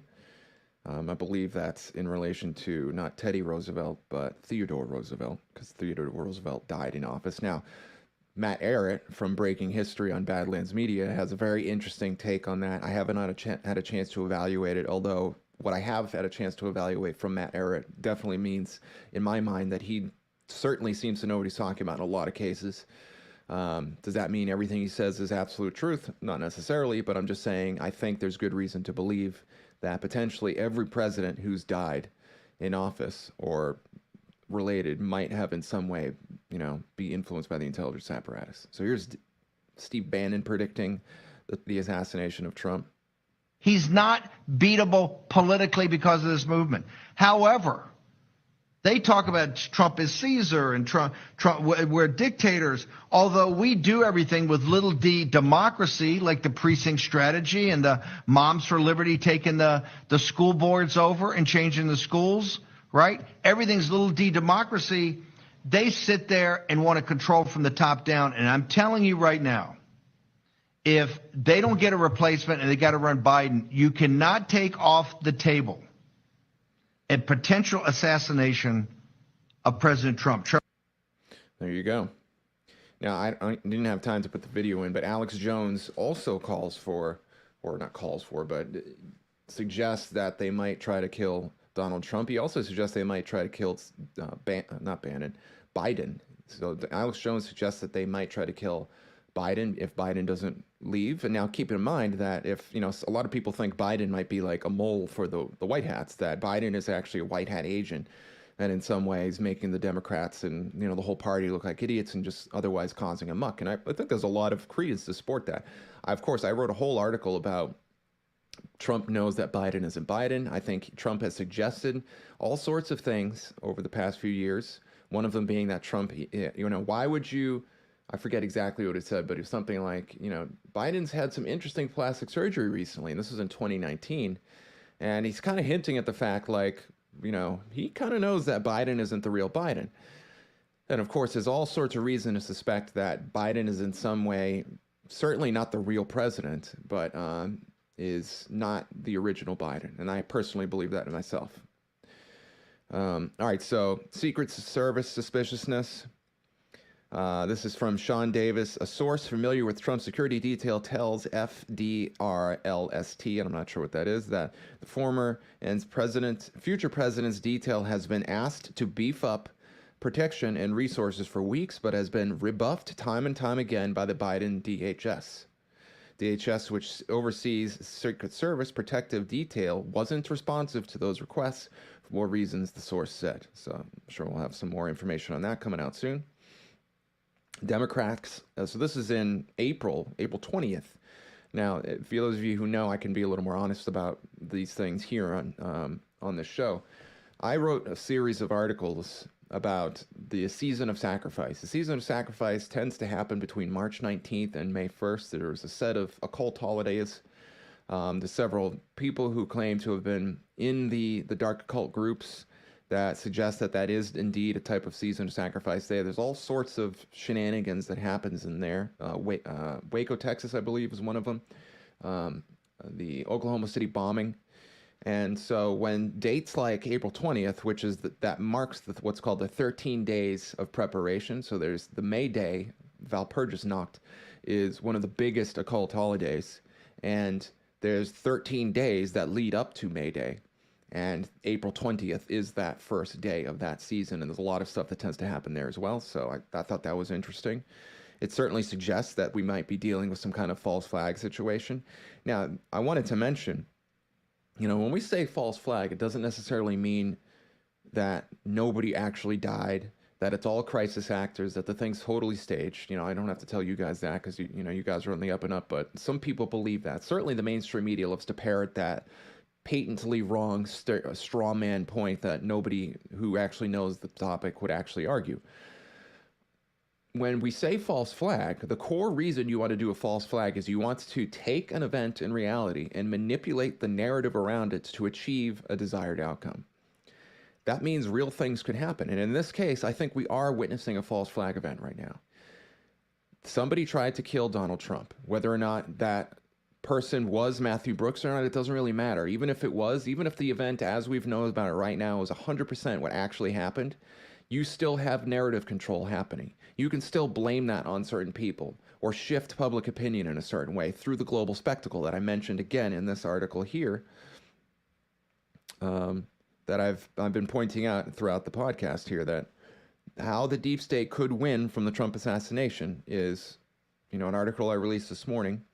And I think they are going to and have been doing narrative warfare on this subject for a long time. The fact that Trump got assassinated or was going to get assassinated. So I think that's something that is happening, and we'll see more about this narrative warfare as time unfolds. So the fact that Democrats tried to take the Secret Service protection from Trump, it could indicate a couple different things. It could indicate that, one, you know, we do see the deep state scrambling to do anything they possibly can to get rid of Trump. They tried to take him out through, as Tucker Carlson was saying, they tried to take him out through lawfare. They tried to take him out through impeachment. They tried to take him out through smearing his image. And they are absolutely, I would argue, engaging in character assassination, as not Lara Trump, but space on her name, but you got Lara Logan, that's it. Lara Logan has talked about many times before, she even testified before Congress, that we have character assassination happening in cahoots with the intelligence apparatus and the media. And that is absolutely happening when it comes to Donald Trump. So, you know, as a result, the reason I say that is we have motive to suspect that these people are trying to strip Donald Trump of his Secret Service protection, because then he can have accidents easier. Because if Trump really is the guy that we think he is, which I think there's good reason to believe that he really is the patriot freedom fighter who is working with a positive white hat alliance within the intelligence apparatus, there's also elements within the dark apparatus. There was a kind of like positive coup that happened. That's why the Biden inauguration wasn't really an up and up, and it looked more like a death ceremony than an actual inauguration. And these people are using whatever mechanisms they can to claim and maintain their power. And which means at this point they're desperate, and they probably do want to get rid of Trump. And I think we're starting to see the evidence of that clearly, because that's exactly what just happened.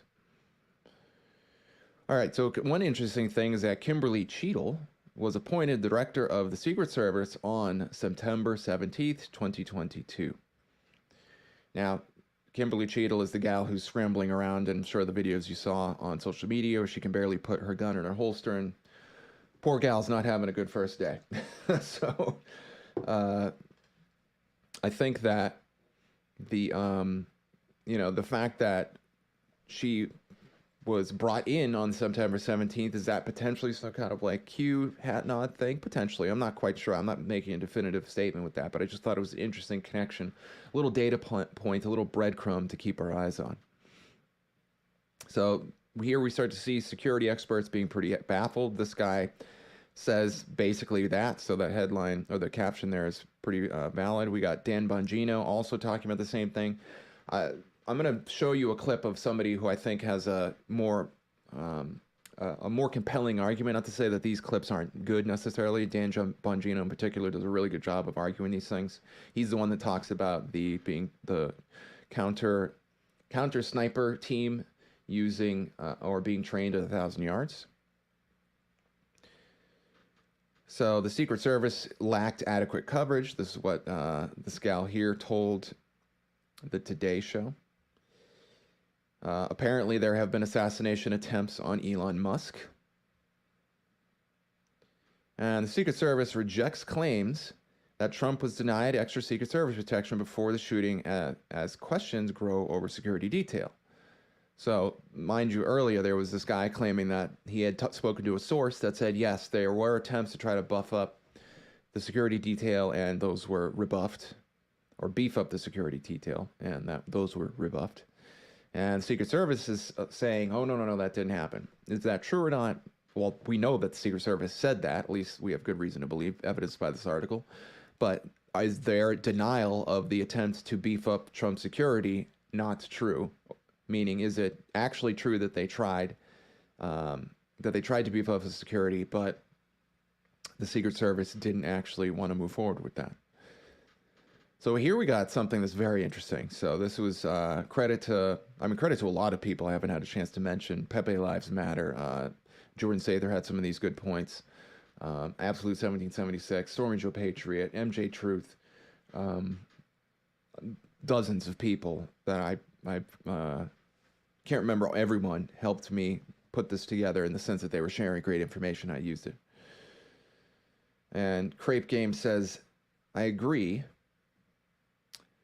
that that the real Biden is permanently sleeping. I think that's probably the case too. I think he probably has taken a dirt nap, and he has been for a long time. And think about that. Like, what if he did take a dirt nap, and you were the cabal, you have been investing, Trump gets into office, you start planning immediately for what you're going to do in 2020. You need somebody to come in and swoop in and save the world from the evil boogeyman that is Donald Trump, Orange Man Bad. And so you do a lot of investment in this guy that your hope is going to be as good as Obama, which is Biden, the VP of Obama. And then, whoops, unfortunately, the real Biden takes a dirt nap. Unfortunately, he dies. Now, what are you going to do? Well, you'll do what I think they would have done anyway, which is to get a body double, train his ass up, and put him in the places we need to. I think we have definitive compelling evidence to suggest that Obama has been pulling the strings behind the scenes. He's basically admitted as such.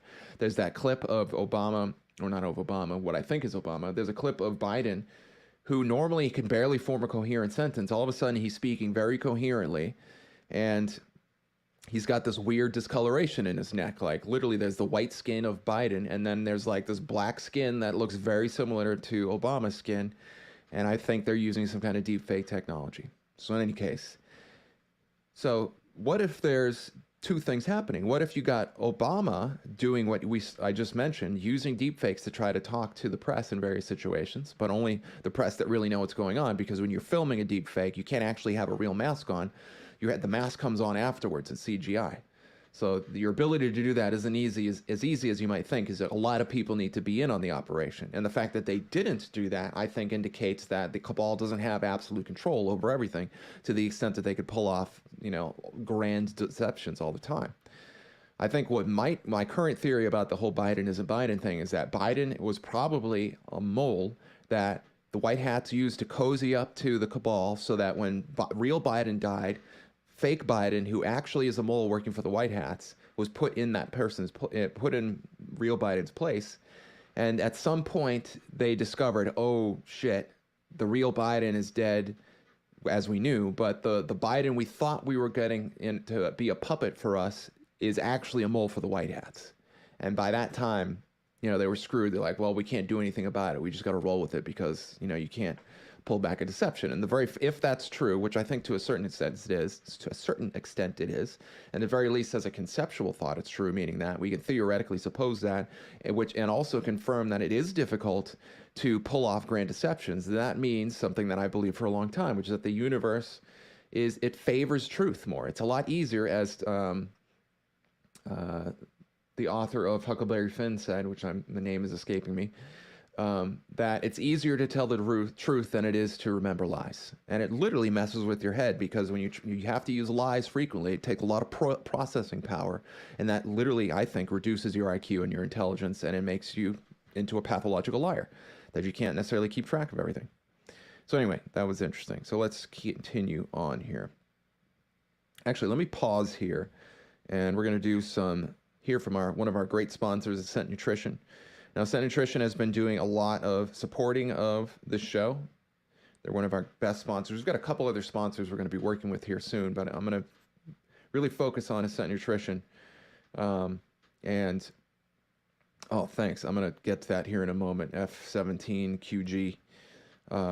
So lion's mane in particular, if you want, we're living in an information war where we're living in a time when critical thinking is important. Your ability to think logically, rationally, and coherently is critical.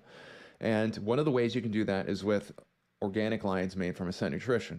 Lion's mane itself has been proven to literally grow new brain cells, and it has been proven to reduce Alzheimer's and in some cases reverse Alzheimer's and dementia. Now, there are studies saying that. I'm not necessarily saying that because I've done the studies myself, but I've been taking lion's mane for, oh gosh, I guess, it's over a month now at this point, and I can literally feel it. When I take that lion's mane, I can feel it strengthening my cognition and improving my mind. And it also helps you grow new synapses, meaning the connections between brain cells, which in my opinion, as somebody who has studied a lot of brain science, that's where the real magic's actually happening. You can grow new brain cells, but if they're not connected to anything, you're not going to do much good for you. So lion's mane can do amazing stuff. Ascent Nutrition, first of all, has a very inexpensive, high-quality form of Ascent Nutrition. Organic lion's mane is not cheap. We use at Ascent Nutrition, because I work for Ascent Nutrition, use a specific strain of lion's mane that we test beforehand, so we know it's a good one, and we grow it a little longer to make sure that it's the most potent possible. So it's really, when we say this, we're not joking. It is one of the highest quality forms of lion manes that you can get out there, and it's some of the cleanest. Most nutritional companies are not necessarily all that clean. The other thing you can get is things like algae oil right here. It's the body's building block. If you're going to build a cathedral, you need bricks. And the body's bricks are omegas 3, 6, and 9s in particular, and more emphasis on 3s and 9s, although you need all three of those. And your body literally grows new parts of itself and sustains itself using those building blocks. Your cells are a type of lipid, hydrophilic lipid on one end, that allows your body to create things. And your nervous system is built on that, all sorts of things. Now, Lance in particular, the reason he got into nutrition is because his father actually committed suicide because of some depression he was going through, because his father went and got some pharmaceuticals from his psychiatrist, and then 6 months later he was dead. And so Lance had his red pill moment, one of them anyway, at that point, and decided, you know what, I'm going to research what it takes so we can get the things we need from nutrition. And that's why he started Ascent Nutrition a few years later. And algae oil is one of the best sources of omegas you can get. It's better than fish oil because most fish oil is, one, toxic, because it's got to come from hexane. 2, you don't really know what you're getting. It could have toxins in there from where it comes from. And 3, it's not as bioavailable as some of the other things. But with Ascent Nutrition's algae oil, because it's in a liposomal dropper instead of a pill, it's more bioavailable, amongst other things. Lastly, humic and fulvic acid. This one's really important. As a matter of fact, do yourself a favor, pick up some humic and fulvic, because I've been doing research for an article, and it has antiviral properties. It has antibacterial properties. It helps suck up heavy metals. It chelates them, they're called. Chelation. It helps remove microplastics, which are everywhere. Did you know that there's something like an ounce of microplastics are in the average man's testicles? Yeah, so we got microplastics all over the place. Apparently, we consume a credit card's worth of microplastics, something like in a year or a month. That's how much microplastics are floating around right now. But with humic and fulvic acid, you can help take care of them, and it helps you get rid of radiation as well. So if you're worried about Fukushima, so it really, and it restores the gut, and it helps knock down brain fog, and it makes things more bioavailable in your body because your gut's working properly. Lastly, we got pine pollen tincture and pine needle extract. Pine needle extract helps neutralize spike proteins. It helps repair the gut from glyphosate. It helps do a ton of different things. It's one of these things where, kind of like the humic and fulvic, and a lot of the products Ascent Nutrition has, there's the things that we can use, know that we've studied, but there's a whole bunch of stuff that hasn't yet been figured out, but we know it has a powerful effect on it. And pine needle extract is one of them. It can help neutralize spike proteins. So we got all these people shedding spike proteins like crazy right now. And you can help neutralize that by taking pine needle extract, which has just come in. It was out of stock for a while, and they just got a new batch, so definitely grab some. And there's a bunch of other things. So go to Ascent Nutrition. You can find a link in the description and get yourself some pine needle extract and all the other amazing products from Ascent Nutrition. And let me come over here. So we have from F17QG. Thanks for working so hard and being such a professional. I really appreciate it. I really appreciate your support. I make a considerable effort, and the alternative media is not where you want to make millions of dollars. I'll tell you that right now. But thankfully, through patriots like you, F17, and others, I have the support I need to continue doing this job. And thankfully, my wife supports me too. So there you go. All right, so let's continue going through this. What time is it? 4:30. So I'm going to go over, definitely. But I want to get to some of the other things. I'm going to try to breeze through some of these last things here. So Alex Soros, on January 21st, 2024, at 6:55 p.m., interesting little numbers, connections there, said, last year, the crime and inflation crisis largely evaporated. So did the leading theories about what caused them. Now, that in and of itself is not necessarily all that alarming or amazing, but it's a bullet. You see a bullet going through glass, and then you see what? You see a $10 bill, a $20 bill, a $5 bill, then another $20 bill, and, oh, you know what? I think I might have done my math wrong on this one. So that's 30. Well, let me just do that. We got 30 here, 25, so that's... or 15, so that's 45, 47. Okay, no, I did my math right. Basically, this adds up to $47. So the implication, what people think, is that this was a kind of symbolic reference associated with Soros saying that Trump, number 47, needs to go, and that's what the president that he's going to be here in a little bit. Let me just double check I did my math right on that one. Yeah, we got 10, 10, 40, 45, 47. Yes, okay, I thought so. Got to double check. You got to use that intrinsic knowledge or you might deceive yourself here. So this is Soros talking about, Trump and how much of a bad guy he is. I'll let you guys watch that because I'm trying to go through. This clip is great of Trump just like totally ripping these people up. So I'm going to play this one. Well, first of all, Klaus, I want to congratulate you. This is an incredible group of people. We had dinner last night with about 15 leaders of industry, none of whom I knew, but all of whom I've read about for years, and it was truly an incredible group. But I think I have 15 new friends. So this has been really great what you've done in putting it together, the Economic Forum. What is your message to the senators at your trial this week? Why is it better to be here in Davos than in Washington, D.C.? Well, we're here meeting with world leaders, the biggest, most important people in the world, and we're bringing back tremendous business in the United States, and they're all here to see. We look forward to being here. Klaus has done a fantastic job. And again, we're meeting with the biggest companies in the world, the biggest businesses in the world, and world leaders. Was not actually the clip I wanted to play for you. This is the one. To embrace the possibilities of tomorrow, we must reject the perennial prophets of doom and their predictions of the apocalypse. They are the heirs of yesterday's foolish fortune tellers, and I have them, and you have them, and we all have them. And they want to see us do badly, but we don't let that happen.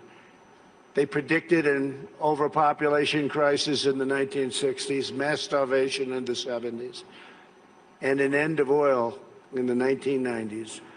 These alarmists always demand the same thing: absolute power to dominate, transform, and control every aspect of our lives. We will never let radical socialists destroy our economy, wreck our country, or eradicate our liberty. America will always be the proud, strong, and unyielding bastion of freedom.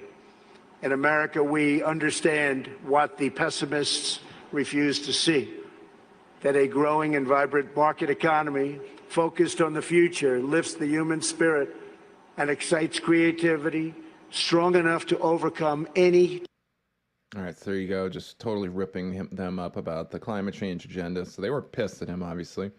So this Harris Faulkner was interviewing Trump hours before the assassination. Her interview, I believe, has not come out yet, but it's going to be coming out like potentially tonight.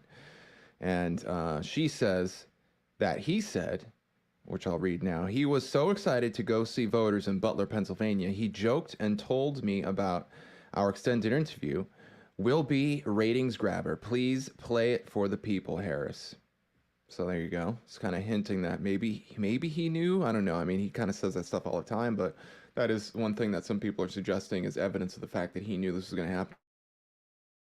I mean, I wouldn't be surprised, certainly. I mean, you know, one theory I entertain is that I wonder, because Trump knows so much about so many different things, and he's just killing it, and he's avoiding the disaster like we saw recently with the assassination. I honestly am starting to wonder if, like, does he have like a secret cabinet of angels somewhere that he congresses with very frequently to have, you know, to know how to guide his actions so that he can avoid disaster and, you know, do what he needs to do for the Great Awakening. I'm not sure, but it's pretty powerful. So here's a clip from the interview we'll play here. I believe it's a brief one. Depends on what's going to happen, who you're going to pick. I don't think so. You're going to pick a great person, you're going to run. The other thing I've noticed, if you look, I don't want to belittle it because it's a very important position, especially if something bad should happen, but that's the most important, if something bad. All right, something bad should happen. They're blaming the assassination on Trump. Now, mind you, they're blaming the assassination on Trump because supposedly Trump is a meanie who, you know, pisses people off. But these people and arguably people who should be blamed the most, if we want to consider that as a valid possibility, that what you say could potentially get somebody pissed off to the extent that they want to kill the person that, you know, you're talking badly about or talking against or for or whatever. It should be the mainstream media.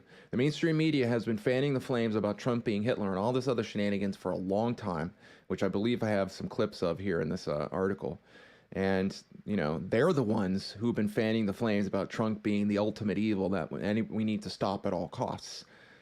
So, Ivanka Trump's mother apparently died 2 years ago, the 14th of July, which is pretty interesting. Not necessarily saying there's any significance there other than that it happened and, you know, poor girl's potentially almost lost her father.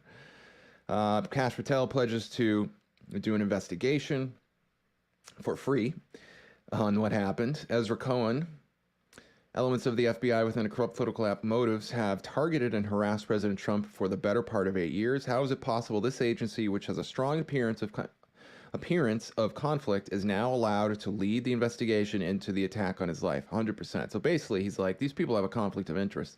The agency is compromised, although he didn't say that directly, but I think that's what he was referring to. And they shouldn't be necessarily carrying out the investigation. He continues, if we've learned anything from the assassination of Trump assassination of President Kennedy, it is that we must have a transparent and independent investigation for the good of our country. 100% agree with that. Netanyahu chimes in and does the obligatory, let's support Trump in every way possible. I won't comment on what I think about him because I don't necessarily know enough to comment. Dan Scavino has this really powerful video. I'm going to skip it because you guys have seen it. It's basically a powerful video of some of the scenes we've already seen from the shooting. This guy says calm before the storm, which I thought was pretty interesting. J.D. Vance basically tells that the mainstream media lawfare are the problem and not the Trump supporters. This guy, Conor McGregor, basically says that Donald Trump is, kick-ass man, something like that. General Flynn gets in. I love how passionate he is. He says, F all of you in the mainstream media. This is very serious shit. Support the facts and shut your bullshit communist rag networks down. I love that. This guy, so there's a few clips of Trump, Trump supporters saying how much how basically the deep state screwed up, and that, if they were going to do it, they should have finished the job. Well, not that's saying that people were saying that, but that the fact that they tried this means that he's going to be beloved even more so. And, it's not going to be good for them. We got people calling for prayers for Trump, which I think is very called for. We've got, this man says he had a vision of Trump's assassination, and we'll play this one. All throughout, and I saw Trump rising up, and then I saw an attempt on his life. This bullet flew by his ear, and it came so close to his head that it busted his eardrum. And I saw he fell to his knees during this time frame, and he started worshiping the Lord. He got radically born again during this time frame. I'm talking, people say he's saved now, but he becomes really on fire for Jesus, for what I saw. All right, so that's pretty interesting. I mean, if he really did have that premonition, which he might have, but it might not, who knows, then he kind of did see what he thought he saw. He saw Trump go to his knees. You saw that image of what Trump looked like he was praying, things like that. Now, he had some of the details off. He didn't praise out Jesus in that moment, have a deep born again moment, but I just thought it was interesting. And certainly a lot of people believe this man. So it's good to have that reporting. So this is Vincent Fusca, and he's been associated with Trump rallies and Q and all sorts of things. Some people think he's actually JFK Jr. My personal opinion is that I don't necessarily see that. I haven't had a chance to do a really deep, super recognizer deep dive on this guy with respect to JFK Jr. But I'm leaning towards no. Let me guys know what you think in the comments. But he was right behind Trump the entire time, and his behavior was that's when I say weird, it doesn't mean that I think he was in on it necessarily. I just think it was a little strange. So let's play this clip. So Trump is already at the ground at this point.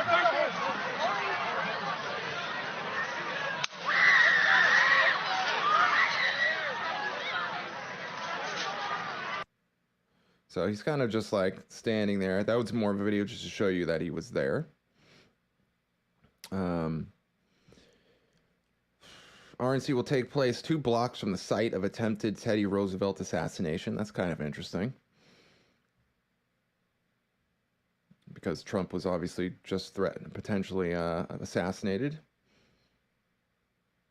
Or attempted to be assassinated, excuse me. The Simpsons predicted the event, but not really. So that was an interesting thing. Apparently there was I haven't seen this episode, but I've seen these images flying around for a while. The Lincoln Project. Look at these headlines. 9 years of hate, Lincoln Projects. Rick Wilson said donors class must put a bullet in Donald Trump. Yeah, so it's, is it really Donald Trump who's to blame for potentially somebody trying to kill him? Or is it rhetoric like this that should be blamed from the mainstream media? And the mainstream media support this Lincoln Project stooge for a long time. So here we've started to get into some theorizing. Now, Martin Armstrong is the guy we've mentioned on the show before. He's referred to as the most successful economic forecaster in history. And he has developed something called Socrates, which is a piece of software. It's a type of AI, as far as I know, that uses pi to, so 314-159-265, that number, to make market predictions. And it was so good that when he started using the software back in, I believe it was the late 90s, he was predicting things that the Defense Department didn't want him to predict, and that put him on their radar. And they approached him, the Department of Defense, approached Martin Armstrong and said, hey, you need to give us your source code, because I'm assuming they believed that he had some way to predict their shenanigans. Or maybe this, keep in mind, the deep state develops technology years before they often release it. Is it possible that the deep state has had a sophisticated AI for a long time, and they've been using it to do all sorts of things for their own advantage, and that possibly they believe Martin Armstrong somehow got access to their source code and was using it in his own software for Socrates? You know, possibly. I don't know. I'm just saying. So what did Martin Armstrong have to say? Well, this is something that's very interesting. So his software predicts all sorts of things. And he often predicts stuff like months in advance. This is what he had to say. The computer has targeted this week for the start of civil unrest and international discord as it rises, perhaps into 2025 of February. I did not expect to start with an assassination attempt on Trump, but this was the week the computer targeted with a panic cycle, which seems odd given that it was aligned with the Republican National Convention. It did not appear that Trump would have any serious challenge at the convention. Thus, that left-only civil war or civil unrest or the NATO summit would spark some false flag. It really seemed that the first probability was far more likely, that the left were going to start some type of civil unrest. Former President Trump, so then he describes what happens. And then this paragraph here, as you can see from the photo, blood was gushing from the side of his head. It appears that he may have been grazed. I guess that was it. Okay. So yeah, so that paragraph. Oh, here we go. Sorry. His son, Donald Trump Jr., posted on X, he'll never stop fighting to save America. So he's kind of communicating the reverence and respect he has for Trump. I'm very concerned about September. Our computer has targeted that month as a panic cycle. So here, I can't really quite read this chart, but it looks like these colors indicate, I'll zoom it in for you guys. See how it says September right there, SEP? That there's some type of volatility. Look at that, volatility curve going up. So again, I'm not really exactly sure what I'm looking at, but it looks like that's what the data he has with his prediction cycle is predicting. And he says he's very concerned that, where is it? Our computer has targeted the month of the panic cycle. Please note that we have a high volatility for the inauguration in January. The nation is so poisoned with hatred that it does not matter who wins the election. The loser will never accept the outcome. After reviewing September on the global crisis, I found that it appears to be most intense here in the United States. This would tend to imply we're dealing with politics. All right, so then he comments about some of the things the cabal have been doing. All right, so now we have Q drops. So there were some interesting Q drops. First, I searched for shot around the world. So the shot heard around the world, that famous statement referring to how the Revolutionary War got started. Sorry, I'm starting to get a little tongue-tied. But so the shot heard around the world was a pretty interesting event. I actually lived in Massachusetts. I grew up there, and I visited the place where the supposed shot heard around the world happened. And I believe it was a pretty, it was in fall, but in any case, not to belabor you guys with unnecessary details. So this is the Q drops. So shot heard around the world, a great awakening, a week to remember. So I don't know if you guys have noticed, but there seems to be a lot of awakening happening right now. So that's pretty interesting. This is another one, shot heard around the world. Effective yesterday, while standing under the Statue of Freedom, POTUS freed those good people who are currently being blackmailed, threatened, and enslaved. Those who stood chanting USA were freed. What did the people at the event do after Trump stood to his feet and said, fight, fight, fight? They all started chanting USA. Now, one thing I didn't mention, by the way, about that is that the crowd was in chaos. They didn't know that Trump was alive until Trump stood on his feet. And then what does he do? He takes time to say, fight, fight, fight, and show the people that he's alive, and that immediately instills calm in those people. So he literally was the calm in that storm at that moment. And I think that is symbolic of his power in general, that we're living in a world dominated by chaos, sorcery, manipulation, the cabal and the deep states, machinations. And when you have a true figure of truth, righteousness, and integrity, somebody who's truly heroic, like Jesus was. Not to say, I know you're not supposed to compare Trump to Jesus, but I'm saying just the archetype, that anybody can express the qualities of Jesus, because that's kind of the whole point, right? So when people do that, they help bring calm to the storm of our lives. And I think the fact that Trump did that and it immediately calmed the crowd down is itself a kind of microcosmic example of the effect Trump is having in the greater world today. But also that when this transition event happens, when the people are finally told the greater truth about how much our society has been manipulated, it's going to be the idea of Trump and the righteousness and the goodness that he represents that's going to help stabilize and bring integrity and calm to our world and to the transition that happens. All right, so there's that one. So that's when that I didn't finish reading this one. It says, those who stood chanting free USA were freed. The shot heard around the world. TG, we the people, Freedom Day, light. So that's that Q drop. That's Q 659. We have Q 559. So this one's a long one. Shot heard around the world. Let me see. It's kind of hard to read that way, so I'm just going to do it this way. Hussein cabinet staff. Who used private email addresses? What was the purpose? LL, HRC, JC, JC, CS, AM. We don't say his name. John McCain, I'm assuming. RR, SR, JB, HA, VJ. Did Hussein use a private email address? At what? Who just resigned from Google? Why was ES in NK? Why was ES in NK? What private network did ES set up in NK? What private network did ES set up in NK? Who else was in NK during this time? What private email address did Hussein use while in office? Why did the chairman of Google travel to the NK? Why would NK allow access to ES? Nothing is ever truly erased or deleted, suggesting that, you know, these records exist whether you like it or not. And we know for a fact, because there are reports I read years ago, this was in like 2006, that the Department of Defense and the intelligence apparatuses, this was reported by CBS, had put a splitter in these various internet hubs where every single thing that passes through those hubs also gets recorded and stored in some of these mega servers. So they absolutely have everything backed up in some way if you can access it. These people are stupid. D-Class, POTUS, the shot heard around the world. So this is 560. Why are American taxpayers subsidizing Tesla? Welfare state for the rich.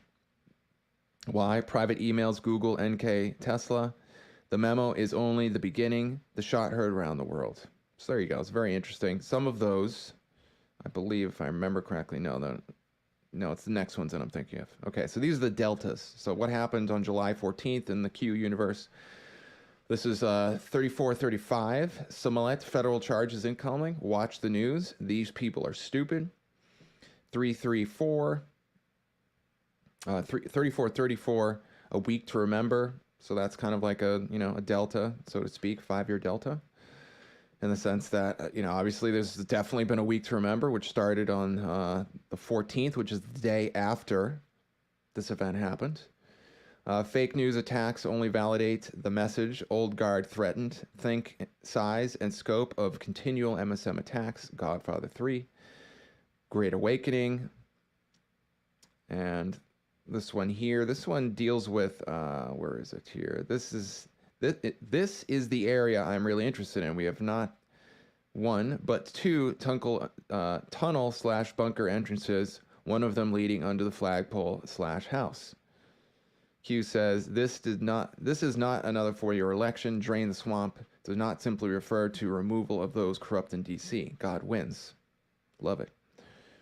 And then here we have Ghislaine Maxwell. I believe that's Nathan Rothschild, one of the Rothschilds. I forget the who. And he says, coincidence, those mentioned in the past are now coming into the light. Think LDR, think Gloria V. Vanderbilt, think Epstein, think... here will be another Q Delta. How do you eliminate the liability? Where is Epstein being held? Reconcile, do you believe in coincidence? Powerful people connected, panic. And Ghislaine Maxwell, follow the family, UK, US 1 and 2, umbrella surveillance, leapfrog 1 through 4 points of contact. So talking about the surveillance state and the whole 3-hop situation. Open source, New York Society for the Prevention of Cruelty to Children. And then the last one here, 3427, these people are sick, hunters become the hunted. Very interesting, right? So I'll leave that up to the people much more versed in the Q stuff than I am, but I just wanted to put this in here. These are some really cool images, so we're getting down to the end of the first post, and then I'm going to have these updates for you.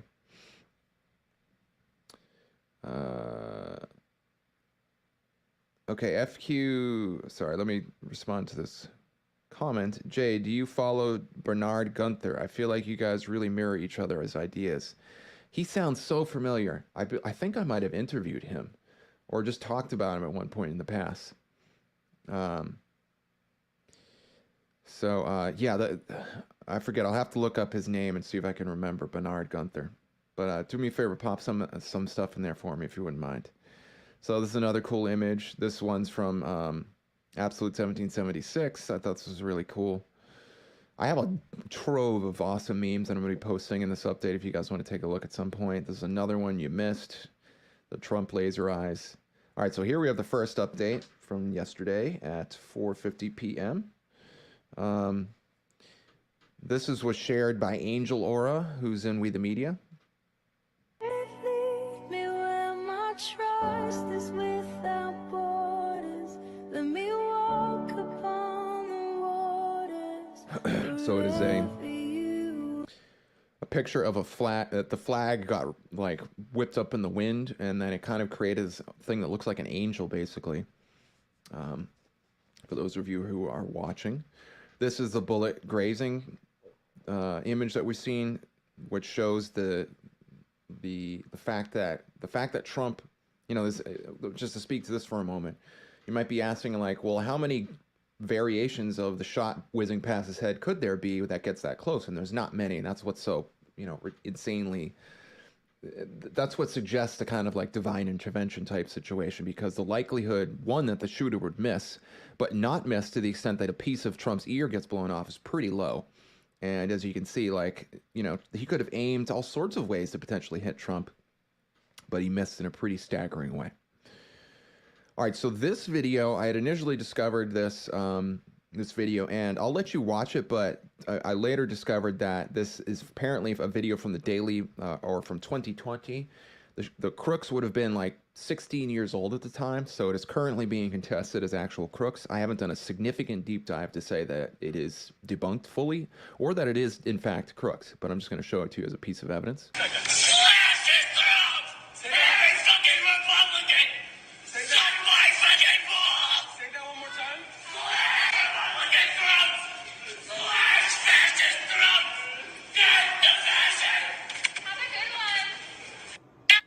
Okay, so it's hard to make out, I don't know what happened to egg this on, but whoever this person is screaming /fascist throats. So if it is Brooks, then it indicates, the kind of disturbed mental activity that somebody like that can demonstrate. Apparently Matthew Brooks was raised by therapists, and therapists, I think there's a higher level of therapists raising children that ultimately go on to, do transgender activity. So I'm not saying, obviously, if you're a therapist, if you raise your kids, you're not doing it right. I'm just saying that, there's a higher level of incidence that apparently takes place in those kind of situations. And current reports suggest that Matthew Brooks was raised by a therapist, his father. So here we have the fundraising. So this was from yesterday. The fundraiser, I believe it was, they were trying to raise $1 million. It's gotten to 2.3 million, so $1 million and a third, or $1.3 million above their goal, and no doubt it's much higher than that. And this is for the victims of the Butler incident. So the people that were actually there, I'm presuming, or potentially the people that got shot. So here we have the New York Times posting this story on their Sunday. He failed the tests of leadership, betrayed America. Voters must reject him in November. So this is right after Trump just got potentially assassinated, like somebody tried to kill Trump, not even 24 hours before this article was posted. And in a total spit in the face to all the people that love Trump, which is the majority of Americans, by the way, they post this. He failed the tests of leadership. How did he fail the test of leadership exactly? But, these are the same people that are giving Biden a free pass. I mean, no, I don't have to pontificate too much about how much these guys are stooges and idiots and they shouldn't be paid attention to, or that they represent a facet of the intelligence apparatus, which they definitely do. If you look into the history of the New York Times and most of the mainstream media rags, they work hand in glove in many capacities and are often funded by or filled with people who are very close to the intelligence apparatus. And I think it's, well, yeah, you get it. Okay, so I'll move on. So here Trump is playing golf. This is less than 24 hours after the assassination attempt. This is a post from Reddit. So, we just have to take their word for it, although it's entirely possible it might not be true, but I'm inclined to think it is. He says, I'm a cart boy at Trump Bedminster, where Trump played today, just about 16 hours after getting nearly assassinated. He was in high spirits, which was great. Took time to chat with a lot of the staff, allowed us to follow him for a bit. There was a decently big group with him. Anyway, I was able to watch him put on the 9th green, or putt on the 9th green. He had about a 20-footer, with probably 2 feet of break, whatever that means. I don't play golf, so forgive me for not being able to interpret that. Sure enough, he drains it and goes, difference between me and the shooter is that I don't miss. Oh, he drains it, and so meaning I'm sure he got the hole. He made the shot he was trying to do. And he says, the difference, this is Trump saying this, the difference between me and the shooter is that I don't miss. Awesome. All right, so here we've got, this is a clip. I'm still not sure exactly if this is valid or not, but I'll just play it and then we'll talk about it. As an officer had an encounter with the suspect where that officer went onto the roof, the suspect pointed the gun at him, the officer let go, fell and was injured, and in the sheriff's word moments later, he says that kid went ahead and started shooting. Given what the sheriff is saying, that we know that the Secret Service looked at this roof, searched it before the event. All right, so she's kind of suggesting what people have been saying, that supposedly there was a man, one of the security detail, who knew about the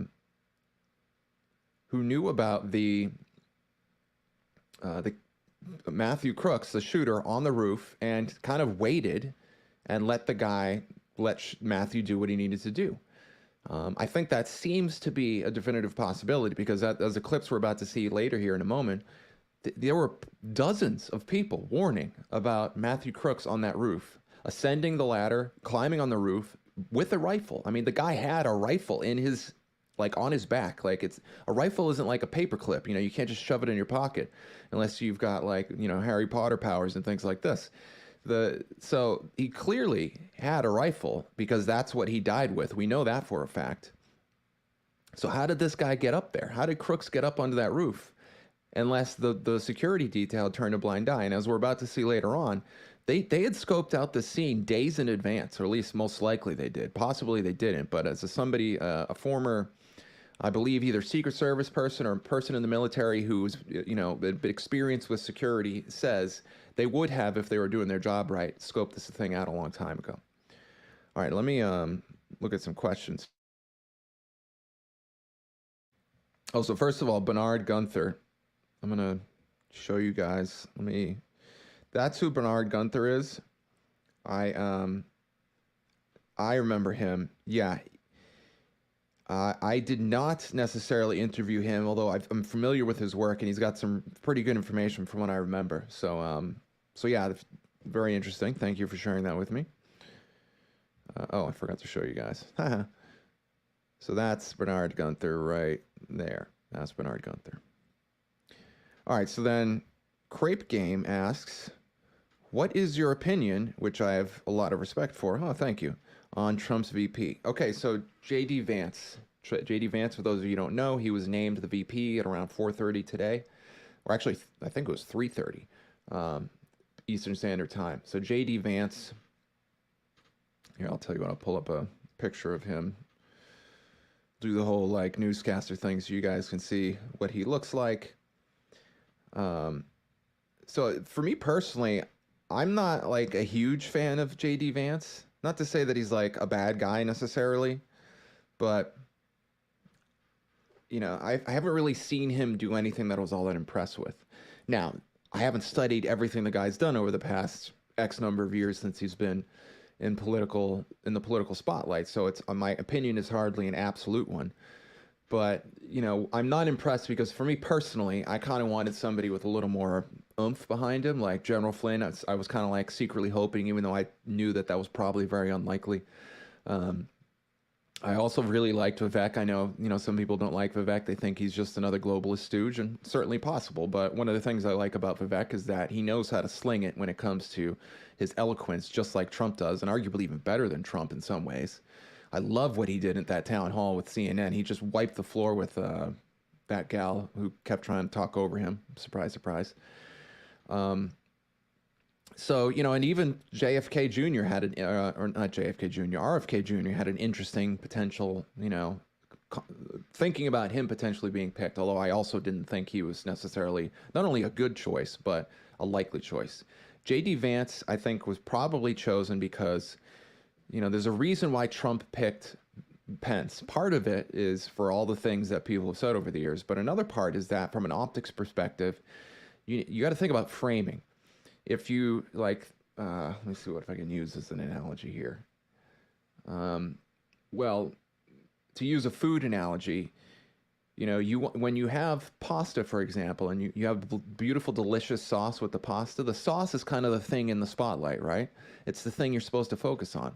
If there's too much busyness happening with the pasta itself, which is kind of bland, then it takes your attention away from the pasta sauce. Same thing with pancakes. Pancakes are delicious because you pour syrup, which is like the center stage, the main part of the show, on a pancake that's kind of bland and flavorless, but it gives that spotlight to the syrup itself.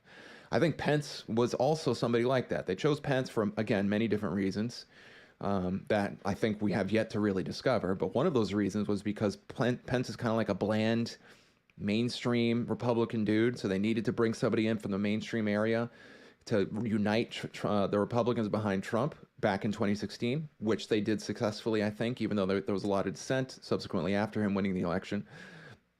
And I think they chose J.D. Vance partially for the same reason. Vance, as far as I know, and I haven't seen everything he's ever done, is kind of another kind of bland dude. He's got some good opinions. I know he's done some cool things that I can't remember off the top of my head, but he's not he's not like a General Flynn, for example. So, but I think they chose him because it makes Trump center stage. And I think that's part of the optics that they're going for with Vance. Admittedly, I'm going to be doing a deep dive. So if you guys have anything that you want to share with me about Vance while I'm doing the show that you want me to comment on, please do. I know I'm trying to remember the thing that he was recently, or if not immediately recently, somewhat recently noted for, that kind of stood him out as being somebody of good character and potentially a good choice. I can't remember what that is now. So if you'd like me to comment on that, please put that in there, and I absolutely will. Let's see. Crystal Clear 17 says, I'm older than our next VP. That's kind of weird. That's funny. How old is he anyway? JP Vance. Or JD Vance. Let me see if I can find out. 39 years old. Oh, wow. I am older than JD Vance. I'm 42, about to be 43 this year. So that's funny.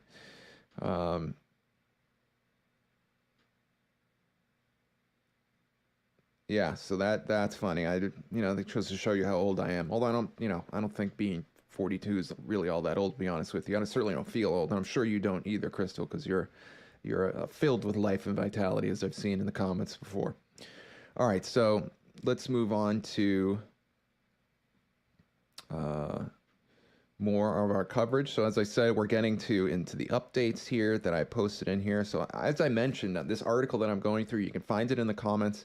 You can find it in the links in the description. You can find it on vigilance.news, which are where the show notes are. And you can also find it on justindeschamps.substack.com. I'm going to be doing several articles. I got a couple that I'm working on. One of them is going to be on the whole divine intervention versus not. I've already written an article about how important it is for us to unify and not let the deep state divide us, things like this, which is a matter of fact. I forgot to mention this, and I want to show you guys.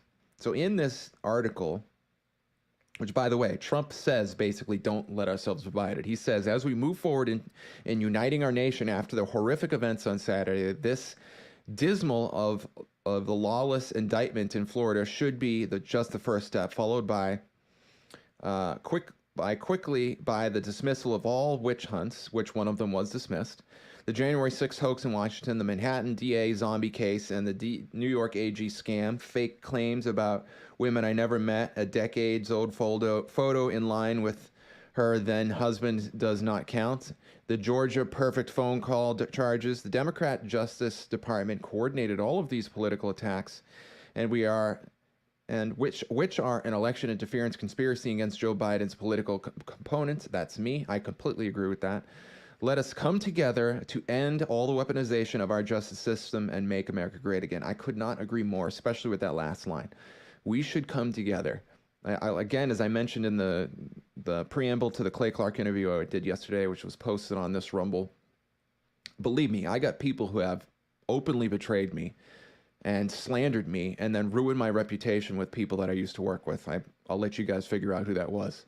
And despite that, I'm still in favor of working with that person and working with the people that still work for that organization, because it's, I'm not this big man. I'm not the big personality on campus. I feel like I got some decent ideas, or I wouldn't be out here doing what I'm doing, but I'm hardly like the most popular pundit or article writer or researcher or something like that.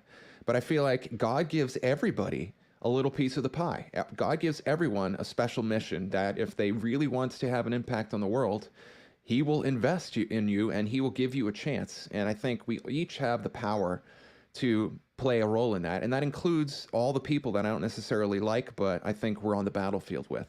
And I think joining together with everybody who respects truth, freedom, and justice and is pointing their guns at the right place, which is the enemy, is somebody that we should be fighting against. Now, does that mean I endorse all of their behavior? I'm going to turn a blind eye to open corruption and malfeasance and unjust enrichment? No. I will be, when the time is right, making very clear my thoughts are on some things that happened recently. And I think, I won't say too much about it, but let's just say that as a business consultant and as somebody who studies law, when I say things aren't necessarily above board, I'm not just making up stories because, I'm making up stories. I'm saying this because I can 100% make a valid case and prove it. So anyway. Let's Guy thought you were 25. That's awesome, Crystal. No doubt you are a voraciously not delicious, beautiful woman, excuse me. So all right, so let's keep moving with this article. So I wanted to show you this part of this article, which is the bot farms. So they manipulated public opinion, and this is partially how Obama acknowledges their manipulation of public opinion. Let's take a listen. And it's not necessary for people to believe this information in order to weaken democratic institutions. You just have to flood a country's public square with enough raw sewage. You just have to raise enough questions, spread enough dirt, plant enough conspiracy theorizing that citizens no longer know what to believe. Once they lose trust in their leaders, in mainstream media, in political institutions, in each other, in the possibility of truth, the game's won. He's 100% right. And mind you, I forget the executive order. He did something where he basically ramped up the disinformation machine during his tenure. And the person who was appointed in charge of that operation was openly talking about sowing discord, manipulation, misinformation, all that kind of stuff. So the very people that are so up your ass about misinformation and not spreading it are the people who, working with intelligence apparatuses, have used their extensive powers and funding to spread misinformation and disinformation for their own benefit against the American people and against the people that love truth, freedom, and justice. So why is that relevant? Well, it's relevant because the internet was created for that purpose. The internet was created because you can hijack a person's sense of reality by manipulating what you think, or by manipulating what they think other people believe. That's why you see trolls in the comments. That's why if you make an opinion that is not favored by anybody, Facebook censors it so it never gets any comments, and you think to yourself, oh, nobody must like me. And that's exactly what they want you to think. If you've got a really good opinion that's going to shake up the apple cart, it's not going to get any exposure on Facebook. I can guarantee it. And I've got an experience with this. American Hypnotist has a lot of experience with it. I've seen it with my own eyes.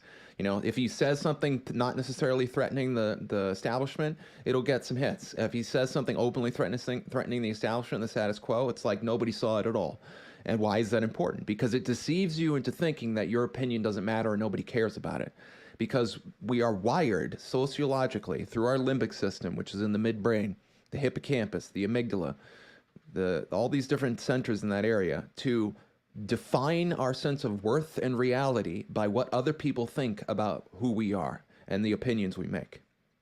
So if you can get people to believe that their opinions are worthless, that their opinions are idiotic, if you can weaponize the comment systems or comment sections, then you can literally distort public opinion in a way that's extremely powerful.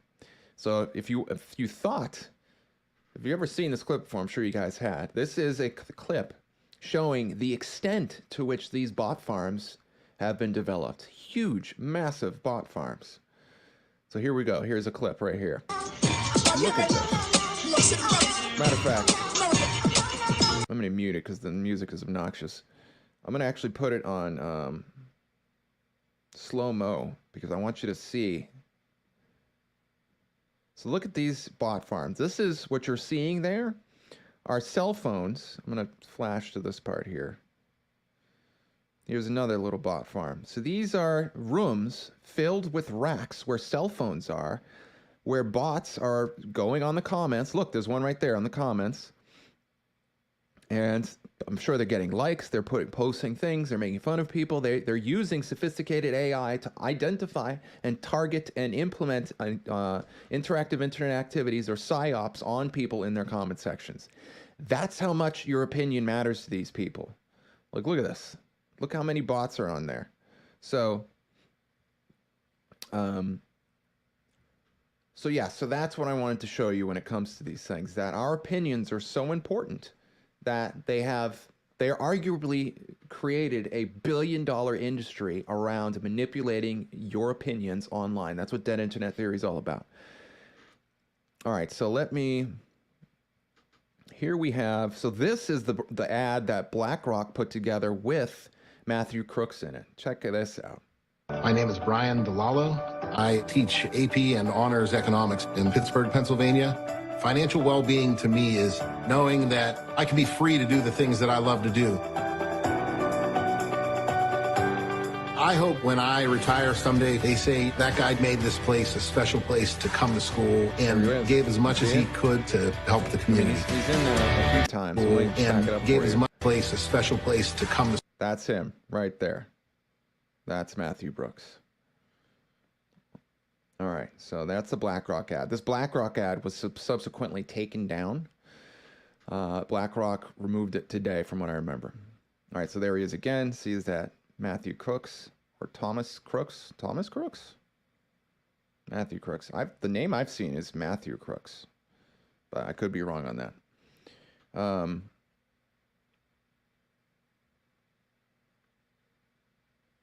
right, so here somebody's claiming that on the chans that this is what he says. I don't follow the orders though. As soon as the shooter opened on Trump, I returned fire despite strict orders not to engage. I had eyes on the shooter for 3 minutes, watching him fuddle with his rifle and adjust the scope. It was obvious he had a shooter.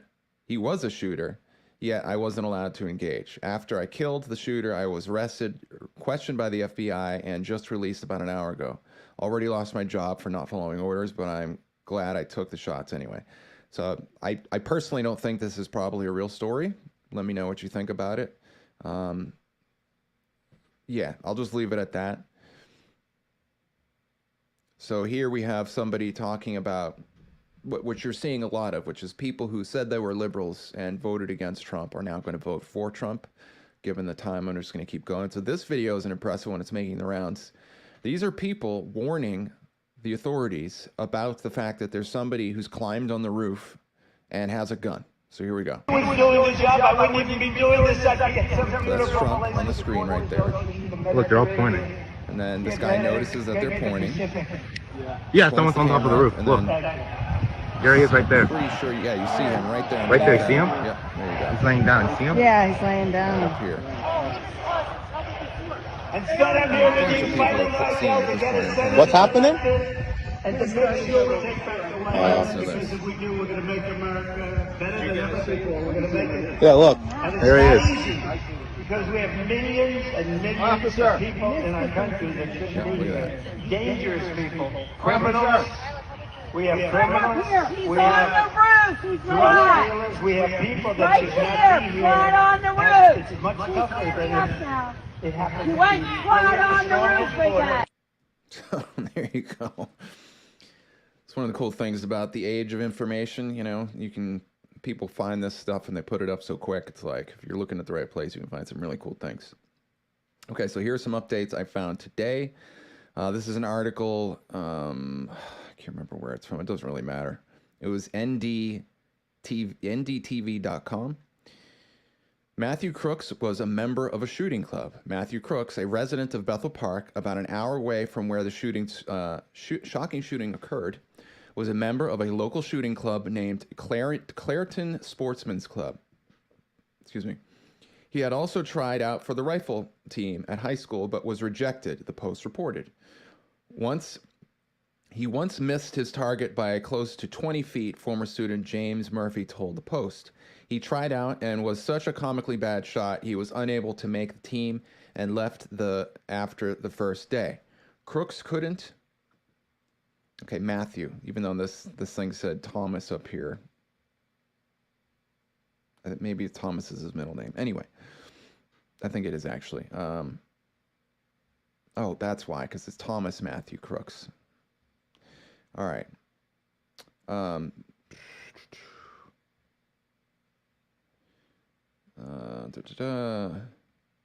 He graduated. Okay, so he made. Where is it? He couldn't shoot at all. He was a terrible shot, another classmate told the Post.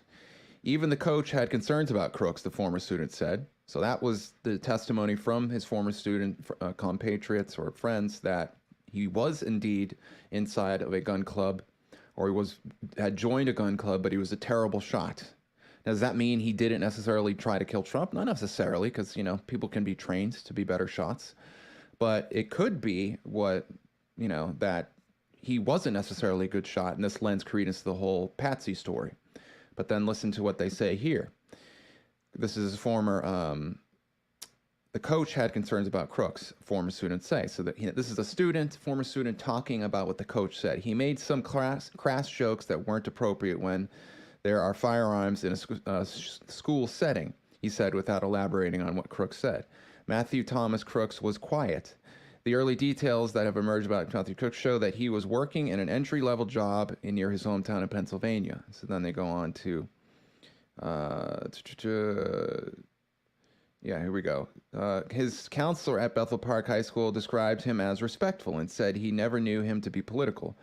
Jim Knapp, who retired from his job as a school counselor at Bethel Park High School, said Crooks had always been quiet as a church mouse, respectful, and kept to himself, although he did have a few friends.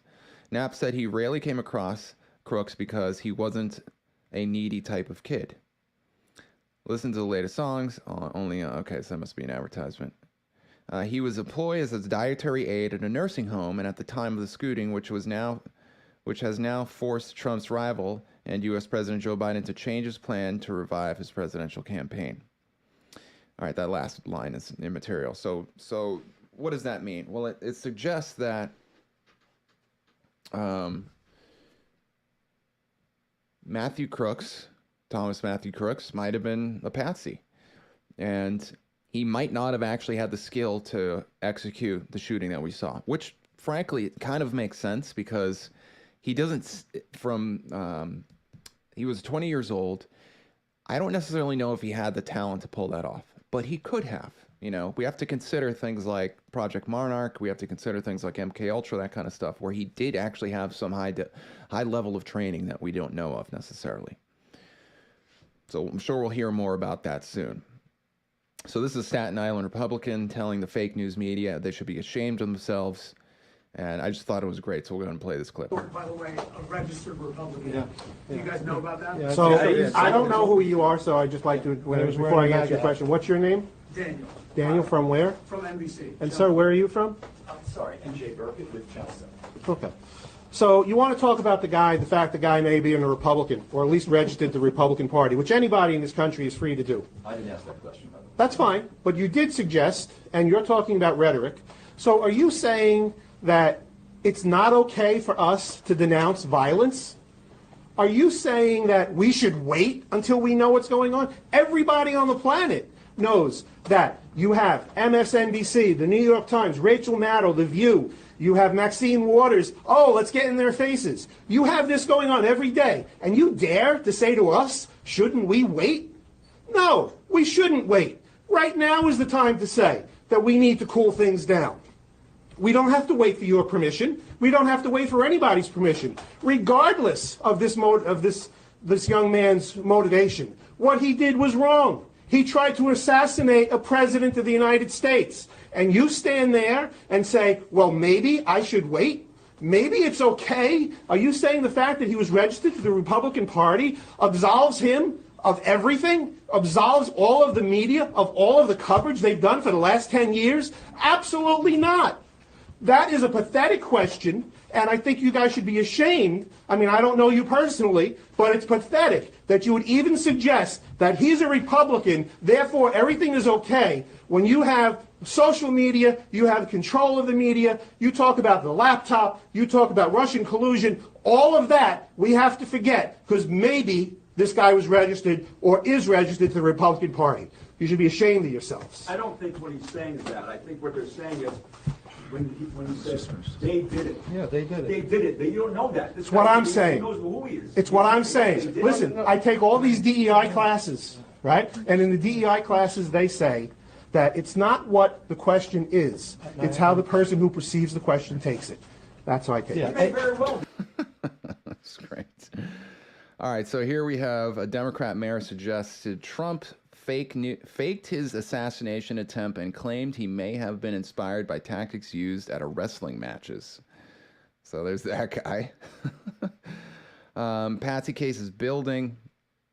He had apparently no social media presence, so let's listen There's to that. very little online about him. There was no manifesto, very little social media presence, but you're slowly putting together a picture of who this is. That's right. Last evening, the FBI operational people, as well as the special agent in charge of this investigation, briefed reporters, and they say that right now, to your point, there is no indication specifically of what the motive might be. One of the things that they're focusing on right here, the key to this potentially, is the phone. His cell phone has been taken to FBI's research and laboratories in Quantico, Virginia. They're going to try to break through the security, download everything on that phone. I think it's important for people to understand these cell phone forensic programs.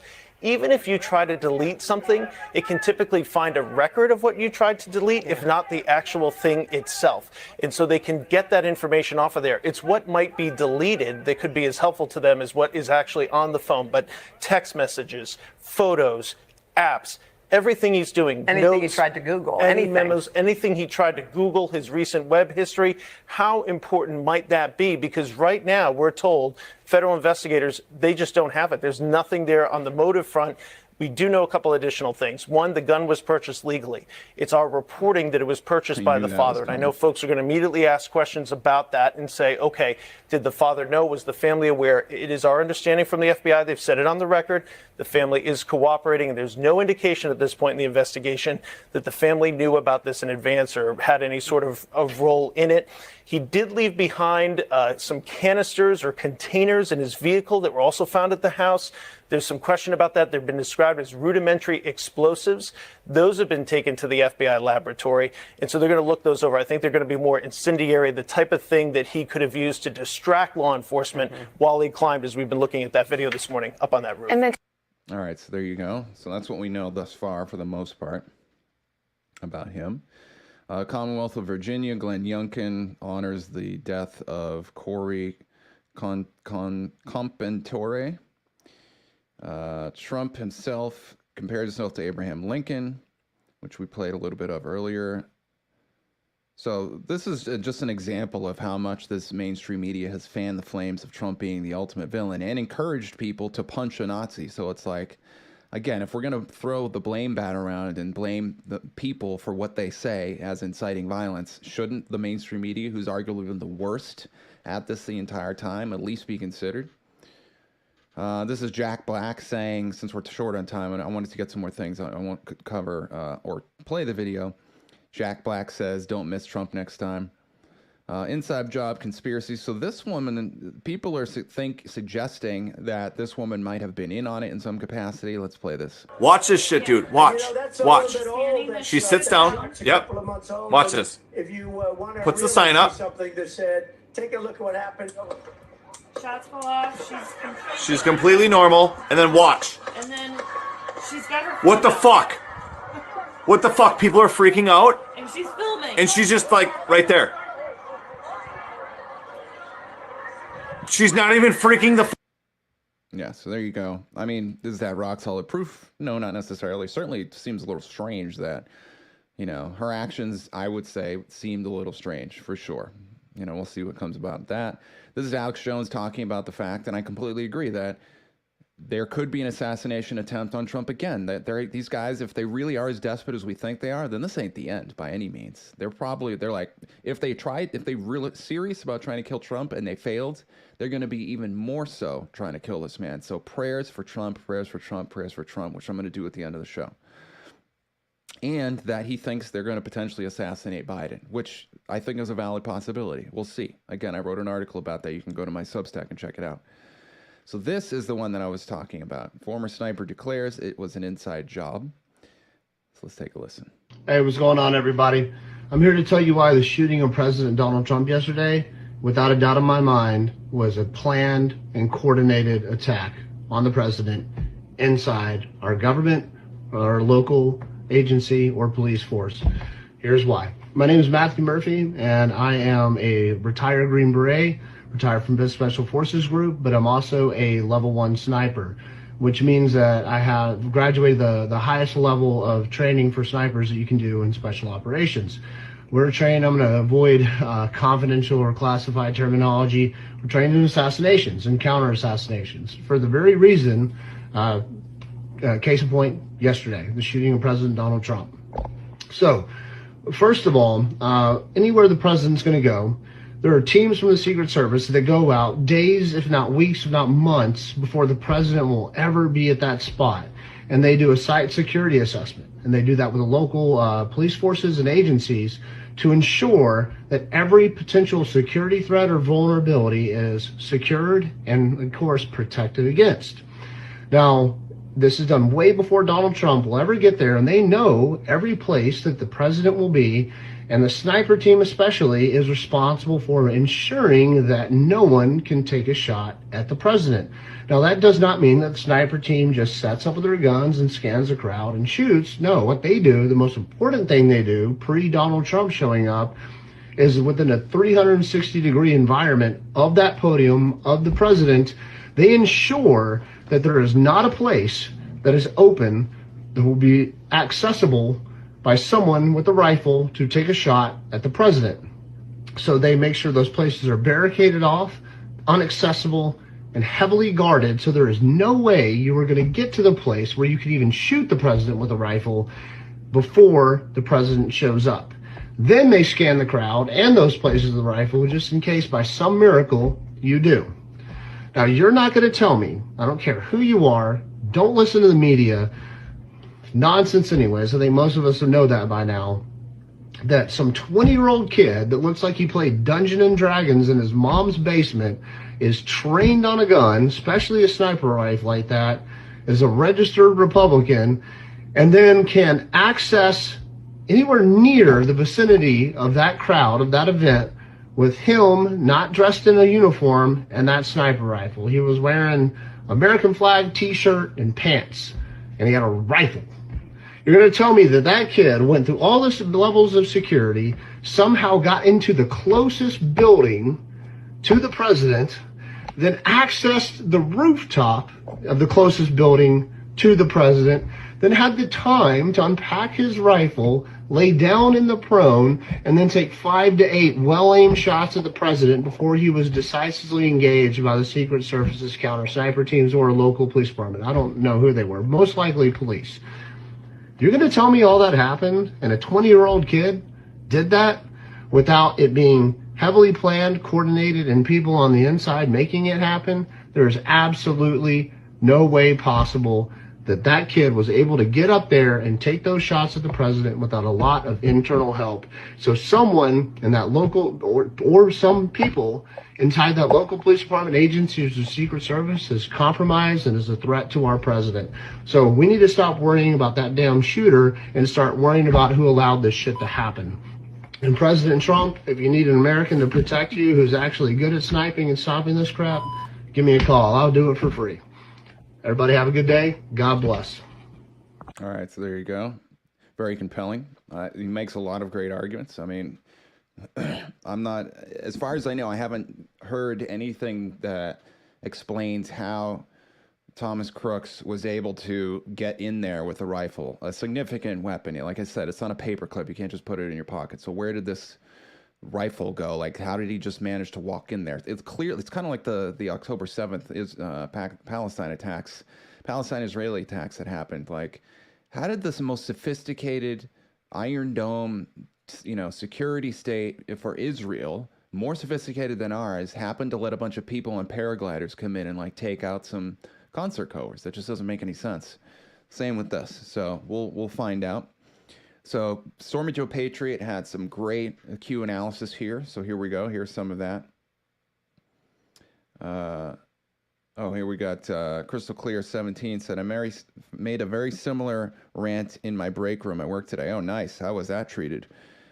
Only one person looked at me like I was crazy. Well, that's awesome. Yeah, I'm curious, guys. If I do this at home, so I spend most of my time staring at a computer, not talking to regular people. So I'm really curious, like, what is the sentiment in the public opinion right now about this event? Are people like really questioning things? Are people pro-Trump? Are people believing that this official story or questioning it? Like, I'd really love to know any thoughts you guys can share with me.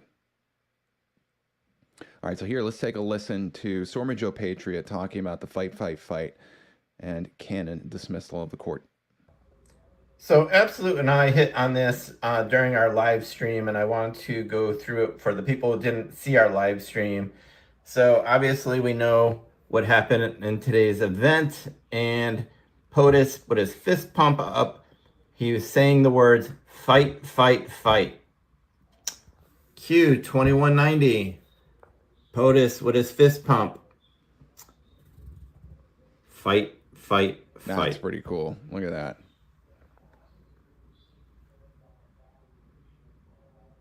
Look at that side by side. Yeah. So if you're not following, there is Q2190 is a picture of Trump holding up his fist, almost exactly. It's literally the right hand fist as well, by the way. And Q says at the bottom, a nine's picked up on the carpet bombs for you and you alone. Fight, fight, fight. So it's not like they were like, hey, we're going to predict this event like 4 years beforehand and tell you about it, but it's in the world of Q interpretation. It's certainly a significant Delta type thing, although it's not really Delta because it has been on the year anniversary. But so far as cryptology, steganography, and analyzing and assessing symbolism, which I'm writing an article about, one thing that's important is that objectively valid symbolism means any type of symbol that takes the pieces of reality and presents them in a way that relates to an event that is being assessed is objectively valid. Whether or not that's the intended meaning is a different story. So that's exactly what we see here. We have a pretty strong, I would say, argument for the fact that this is, a good, true Q suggestion around the whole Trump situation. So we'll put it that way. And then, oh, cool. So Crystal Clear 17 says, I'm in East Tennessee. Most people are very pro-Trump. Right on. Cool. Here we have another one that Stormy Joe Patriot released. Here we go. Fight, fight, fight. Okay. So Q 1312 trip code confirmed. What this was about was Q was opening up this new thread on the Chans for the Patriots Fight Board. Okay, Q1313 Patriots Fight. Okay, Q1314 Patriots Fight image of a cannon. Okay. Now, POTUS, July 13th, holds his fist up, says the words fight, fight, fight. So we have fight and cannons. Boom. Judge Cannon dismisses the documents case against Trump today. A week to remember. Like I said on July 11th, if you were following. All right, so there you go. So this one, they're symbolically associated. So I would say this one isn't as strong of an argument for the fact that Q anticipated the event, because, not getting too deep into the steganographic analysis here, but if you're going to make an argument for a symbol looking like something that happened in reality and be like, look, this is at the very least important, then the closer you are to containing those symbolic elements in a single message, the better you're at. So if it was a single Q post being like, hey, this happened, and it correlated with the canon dismissal, it has more strength. Does that mean it's meaningless? No, it's not. Does not mean it's meaningless. It has meaning, and it has a degree of validity in the sense that it can be interpreted to point to the canon situation. And this is something that, a lot of non-Q people,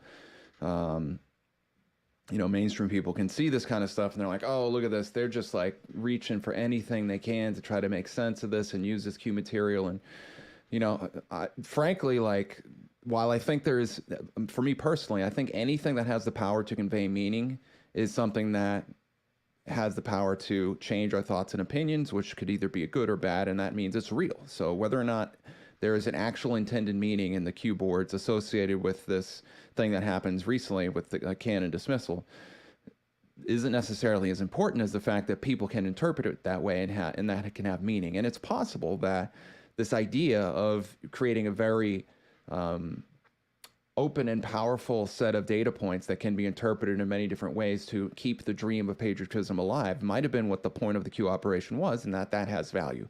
And I think clearly we can, whether we agree with that premise or not, it's happening. There are people like Stormy Joe and other people who take the Q drops, assess them in various ways, even though they might not be perfect expressions or might be a few steps away from exactly what the Q drop was, and say, hey, look, this points to a certain interpretation. In many cases, at least the ones I've seen, the interpretations are objectively valid, even if the clarity with which the Q drop points to this event might not be super clear and coherent.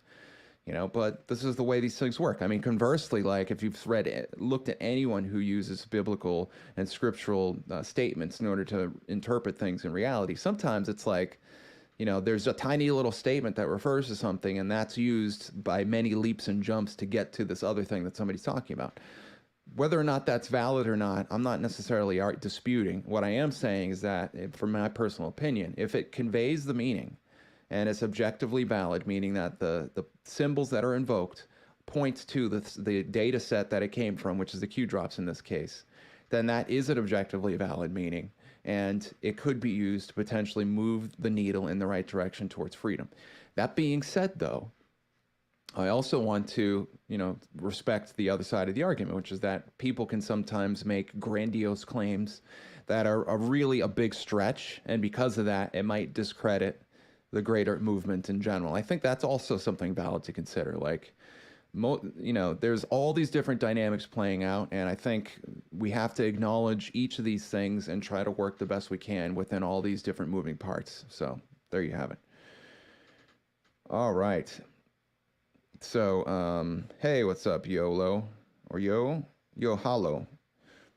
So now that we've gotten through that, I'm going to go ahead and move to the headlines. I know we're going real long, but I should be done these headlines here soon. I also wanted to mention our fantastic and amazing sponsor, Ascent Nutrition. Don't forget, Ascent Nutrition produces some amazing products, some of the cleanest products out there. If you want a fish oil, use DHA oil instead. It's cleaner. We literally were rated the cleanest omega-3 product in the market, which is pretty significant because most DH3 products are garbage and they don't even do what they're supposed to do. Our coffee has no mold and mycotoxin, which is pretty amazing. Humic and fulvic acid helps relieve yourself of heavy metals, microplastics, and pesticides. Pine pollen tincture helps you restore your hormonal makeup. It's one of the most powerful sources of brassinosteroids. Brassinosteroids, I always say that. Brassinosteroids that are the precursors to your hormones and other very important chemicals in your body. Nootropic Focus is amazing. Like, that stuff really kicks butt when it comes to helping you focus and improving your mood. So don't forget, you can use the link in the description for that. And by using that link in the description, you help support this show. You can also use Justin Stillness for 10% off your order. All right, so let's take a look at these headlines. As you guys know, J.D. Vance was named Trump's VP pick, so that should be pretty interesting. No doubt we're going to be hearing about that quite a bit. And he certainly picked a good time when the fervor and zeal for Trump is at its height. You got people you got the VP pick being chosen, and I think that has a lot of value. So let's see. Don't forget, I wrote that article I've been talking to you guys about here about how the deep state could win from the Trump assassination attempt. This is the All Points review that I've been talking about. I'll be posting an update about some memes and some other things later tonight, and then I might just transition into posting new updates because it's just so large and cumbersome of a post. But I'll still put links in there for everybody to follow. So here are some headlines. Here are the markets moving higher as Trump's elections odds rise. So this is important because the markets are, without going into a long diatribe about how influenceable the markets are when it comes to public opinion, these kind of things, they're huge. So this itself shows the power of Trump, because what Trump's going to do is he's going to bring industrialization back in, bring expansion of infrastructure, bring in the stabilization of the markets, bring in the rule of law, all the things that you want to have a healthy, productive economy. Trump's all about. And so the fact that the markets are improving without him even being in office is a good indicator of the fact that once Trump gets in office, within days of that happening, we're going to have the moisture of true economic growth starting to wet our very dry lips in this economic situation we find ourselves in right now. All right, this is Trump recounting his assassination attempt. I hadn't actually had a chance to look at this yet, so I don't know if it's a video. Okay, so here we go. That moment when the bullet grazes his ear, he's turned sideways. If you look at that video, he's addressing a big screen because he is looking at a graphic about border security, and he turns there. It wasn't supposed to be in that part of the speech, but he brings it up early. His guys put it on the screen. That's why he turns and he says the bullet hits his ear and he goes down on the ground. That screen was something that you worked with him on, the border security stuff. So that's a chart that I've been developing literally since 2014, adding to it every month. I showed that to him on the plane ride up to the Green Bay rally. He liked it. Turned it over his staff. They made a few changes in terms of graphics on that, but he used it that day. He's been using it ever since. So I'm happy to be of service there. If that, but it's pretty amazing.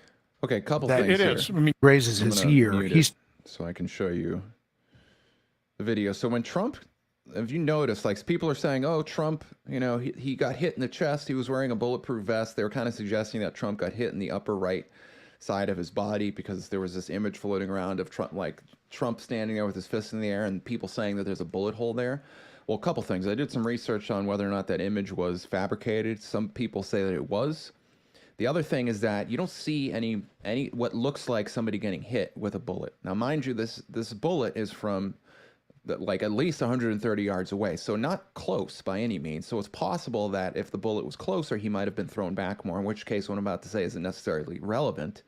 But what I'm arguing is that if Trump was indeed hit with a second bullet and that hit a bulletproof vest, then you'd think he'd move in some way to indicate that, either flinch or have an expression that indicates he's been hit, or actually physically moving and being pushed away. But as you can see here, which I'll play, this is the video right here.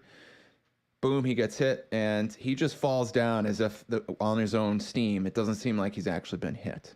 The other thing I didn't know about is that apparently this, as Congressman Johnson, I believe his name is Johnson, right? Said, Ron Johnson, yeah, that's his name. You know, they weren't planning on, and I forget the pundit says that, but the pundit's said that he's using his graphic and that Trump wasn't supposed to do that in the speech. So now this lends even more evidence, if that is true, to the idea that we have some kind of divine intervention event, I think, because it suggests that there is an outside of the ordinary procession of events that increases the odds that things, that these kind of things happen. Now, is that absolute proof? Well, no, but the problem is you're never going to get proof of absolute proof of divine intervention, because it's God, and that's just the way these things work. And you're not going to necessarily have, okay, so there it is. That's the proof of the bullet going through. You're not going to have proof of divine intervention because proof of the concept of God is the same thing. Like, you can't prove the concept of God because the concept is an infinite, absolute reality that involves far more data than the universe that is contained in the universe itself. So just from an information analysis perspective, you're not necessarily going to prove that. So there's the image right there of that chart. And here we go. I think this is where he describes Trump's perspective. So here we go. That moment when the bullet grazes his ear, he's turned sideways. Oh, we just played that. Okay. All right. So that's cool. So let me go back to our headlines. Trump confirms a chunk of his right ear is gone during assassination attempt. So, you know, people are saying Trump's going to have to say, lend me your ear, which is pretty funny, I guess. I mean, maybe jokes are too soon, but I'm sure Trump seems like he's pretty good in spirits about all this stuff, and I wouldn't be surprised if he pulls that one out. So, you know, anybody placing bets on whether or not Trump says, lend me your ear, let me know. MSNBC yanks Trump hating Morning Joe. This one, when I saw it, I was like, whoa, they yanked Morning Joe? Crazy. Yeah, because this guy's been spreading hate about Trump. And I think personally the reason why they yanked the show, so for those of you who don't know, I'm sure everybody does, but Morning Joe is, it's Mika Brzezinski, which is the daughter of Zbigniew Brzezinski, a known and high-ranking globalist, we'll say, he was doing psyops before I was even born. I mean, that guy was like killing it when it comes to deep state manipulation of our society. That's his daughter. And I would argue both of these guys are CIA assets or intelligence agency assets. I don't necessarily know if it's the CIA itself, but they certainly work, whether known or not, on behalf of the benefit of narrative control, because they're constantly spinning, you know, narratives that are designed, in my opinion, to be mobilized by the deep state for societal control purposes. These two, and particularly Joe Scarborough, has been one of the worst when it comes to fanning the flames that Trump is this horrible person and that, you know, we have to take extraordinary measures to, you know, take out Trump and stop the threats on democracy is one of his favorite things he likes to say. So I think part of the reason that they got rid of him is that, you know, there are people that are going to be making the case, rightfully so, that if we're going to blame anybody for the extremism that apparently led to somebody trying to take out Trump, it's because the mainstream media has been the most loud vocal proponents of doing something extraordinary to take out Trump, up to and including doing something lawless and vigilante justice-like, which is punch a Nazi, that kind of stuff. And Trump is the ultimate Nazi, after all. He's the reincarnation of Hitler. So at least that's what the left says. So far-left MSNBC yanked its signature morning news program off the air following the attempt on Trump's life by a Democrat donor on Sunday. CNN revealed that Morning Joe, which is hosted by Trump derangement syndrome TDS sufferer Lovebird, Scarborough, and Mika Brzezinski, did not air on Monday as details continue to roll in on one of the most horrifying and fateful days in American history. Sources told the news outlet, that Cesar Conde, the chairman of the NBC Universal News Group, made the decision in conjunction with the Rashida Jones and the president of MSNBC and Scarborough and Brzezinski. So apparently they all contributed to the decision. And if they had sacrificed their shows, I have a feeling it's because they felt like it was for the greater good of the agenda, meaning they might be intelligence assets.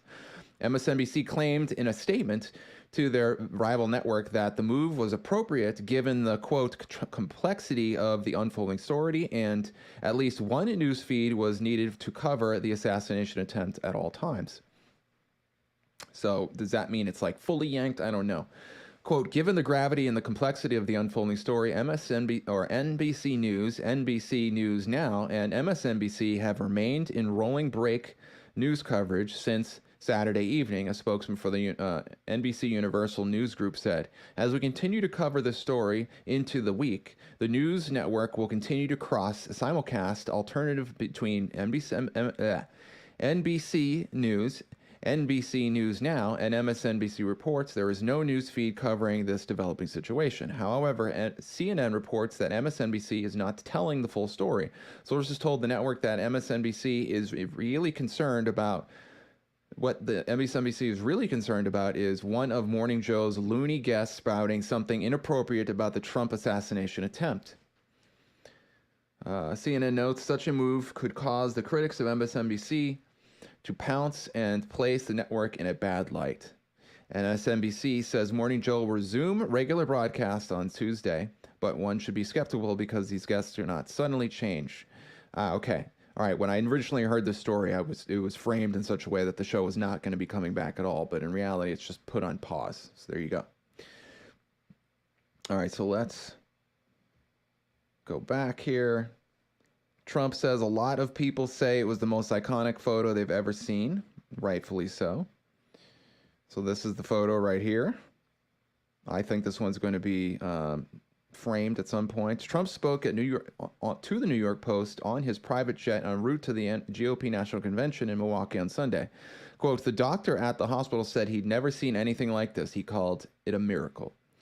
The paper noted that Trump wore a large white bandage over his ear, but his team said no photographs could be taken. Quote, I'm not surprised to hear I'm supposed to be dead, Trump said. I'm supposed to be dead. And then he says of the photo, former president also stated that he wanted to keep speaking, but the Secret Service told him it was not safe and he had to, safe to do so, and that he needed medical attention. Man, wouldn't that be crazy? He just gets up and he's like, oh, somebody tried to kill me. Anyway, let's keep this rally going. Let's see. Yeah, exactly. The View needs to go next, Crystal Clear 17 says. I completely agree. That show is LT from Anduino describes it as the Coven of Witches, I think, something like that. So this is what Trump said about that photo we were just seeing, the one I think is arguably one of the most iconic. A lot of people say it's the most iconic photo they've ever seen, Trump said. They are right, and I didn't die. Usually you have to die to have an iconic picture. Yeah, literally, that's what an icon is it's an image of a fallen or saint or religious figure of some sort, I believe, who's usually died at some point. Or in the past, anyway. Obviously, they've died at some point. He continued, I just wanted to keep speaking, but I just got shot. His agents told me, the agents hit me so hard that my shoes fell off, and my shoes are tight, he said, smiling. Trump also praised his rally attendees who stood firm and did not run from the sound of gunshots. The Post reports, Trump also praised the crowd at the rally, which he put at 55,000 people, for remaining calm. A lot of places, especially soccer games, you hear a single shot, everybody runs. Here there were shots and they stayed. He added, I love them. They are such great people. That's awesome. All right, so there you go. That's that one. Here we have the FBI investigating Trump assassination and potential domestic terrorism. Trump reacts to Judge Cannon's dismissal of Jack Smith classified documents. I think we read that one already. Oh, no, I'm going to read that later, so I'm going to keep going. Quantico reportedly can't access the shooter's phone, yet claims he acted alone. Tech mogul Elon Musk responds. I'm pretty sure Elon Musk was like, what are you hacks doing? You can't access the phone. Where is it? Okay. How do they know he acted alone if they can't get into his phone? This is $1 million question. 100%. So there you go. That's what Elon Musk says about that. BlackRock pulls the ad that I was just showing you with Thomas Michael Matthew Crooks in it. Liberal streamer Destiny shamelessly celebrates Trump assassination attempt. Yeah, this is infuriating. But this is one of these moments that, you know, keep in mind, we got trolls, intelligence assets, and people who've bought into all that garbage and now are acting on their own reconnaissance to spread shenanigans, hate, all these kind of things, to expend our energy and our resources. We should be very careful about not feeding into this shenanigans because there are better battles to fight. And certainly we shouldn't be feeding into the divide and conquer that we have going on all over the place. So this is Destiny saying, if we learned anything today, I hope it's realizing the importance of principles. I've stressed many times on the stream before, having a firearm means absolutely nothing if you don't spend time at the range practicing with it. Oh my God, what a putz. I want to profusely apologize to any Trump supporters in my audience that I've misled into thinking I view them as anything beyond on the unpatriotic, treacherous, and anti-American scum that they are. Doing my best to rectify that ASAP. So more sardonic, like I'm going to spit in your faces.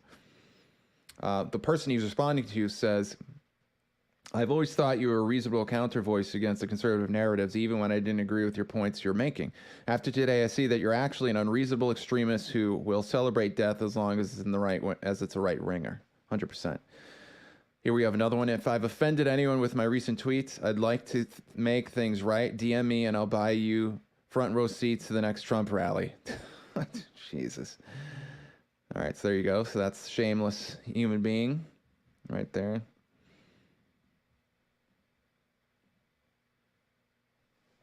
All right.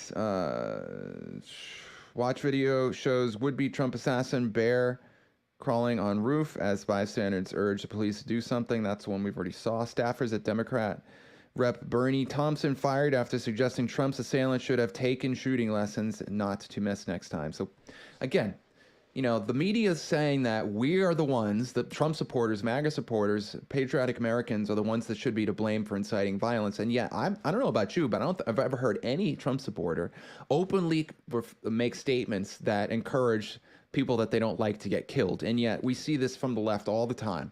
We saw Trump's, you know, head being held up by that woman from News Radio. I can't remember her name. We have people like we saw that just now where Jack Black is saying that they shouldn't have missed. So people being very open, Destiny included and others that I haven't mentioned yet, that, you know, we should be upset that Trump wasn't actually killed as a result of the assassination attempt. So, like I said, openly using their free speech to incite and encourage and otherwise socially support and revere those who have a malicious intent and criminal intents. We've never done that on the right that I've seen. And to our credit, that's a good thing. I don't think we should start now. So here's Trump's social media updates. This is the one after the assassination. This is Melania Trump. So I'm going to go down here and read it from here. I'm thinking of you now, my fellow Americans. We have always been a unique union. American, the fabric of our gentle nation is tattered, but our courage and common sense must descend and bring us back together as one. When I watched the violent bullet strike my husband, I realized my life and Barron's life were on the brink of devastating change. I am grateful to the brave Secret Service agents and law enforcement officers who risked their own lives to protect my husband. To the families of the innocent victims who are now suffering from this heinous act, I humbly offer my sincerest sympathy. You need to summon your inner strength for such a terrible reason saddens me. Or your need to summon your inner strength for such a terrible reason saddens me. A monster who recognized my husband as an inhuman political machine attempting to wring out Donald Trump's passion, his laughter, ingenuity, love, and music and inspiration. The core facets of my husband's life, his human side, were buried below the political machine. Donald Trump, the generous and caring man who I have been with through the best of times and the worst of times. Let us not forget that differing opinions, policy, and political games are inferior to love. So she's also encouraging unity, which I strongly support. Our personal, structural, and life commitment until death is at serious risk. Political concepts are simple when compared to us, human beings. We have all We are all humans, and fundamentally, instinctively, we want to help one another.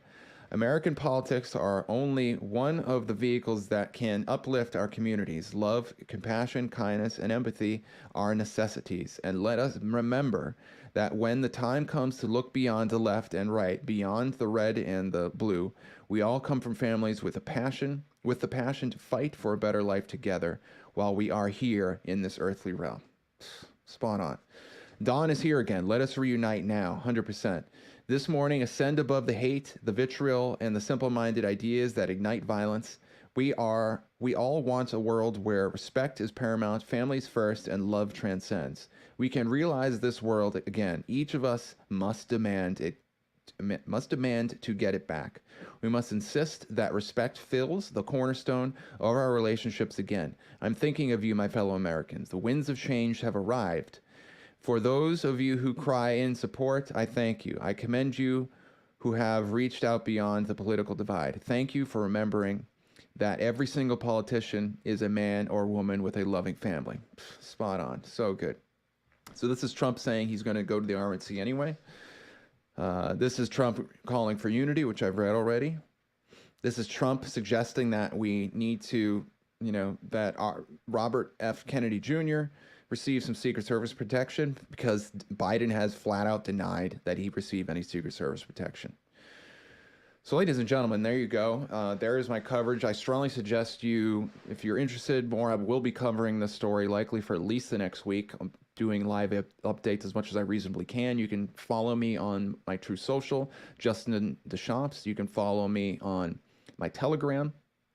And of course, go to my Substack, justindeschamps.substack.com. I'll be posting articles about the story, my interpretations, other analysis as much as I reasonably can this week, while also working on a new series that I've been telling you about called Very Decoded.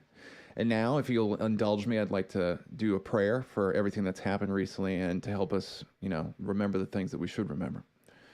So Heavenly Father, we invoke you now in prayer and solemnly as we approach your humble seat in heaven, and we ask that you show favor and kindness upon us. We pray for the protection of our families, for the protection of Donald Trump and all the patriots that rally to support him. And I pray that your loving, merciful, and kind light can touch the hearts and minds who have been darkened by malevolence, vengeance, and who have been confused by misinformation and disinformation pushed by the liars, fraudsters, and psychopaths that have claimed power in our world. I also pray for the Great Awakening to proceed swiftly and fulfill the great plan that you have set out before this world, long before it ever took form and shape in the heavens.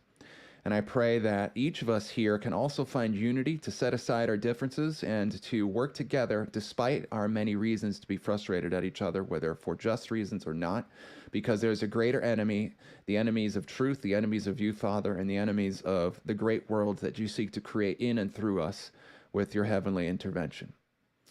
In Jesus' name, amen. All right, everybody. I love you so much. Thank you for tuning in. I appreciate all your support. Go ahead and share anything that I've posted if you'd like to, and I'll see you next time on Vigilant News. Much love, and take care.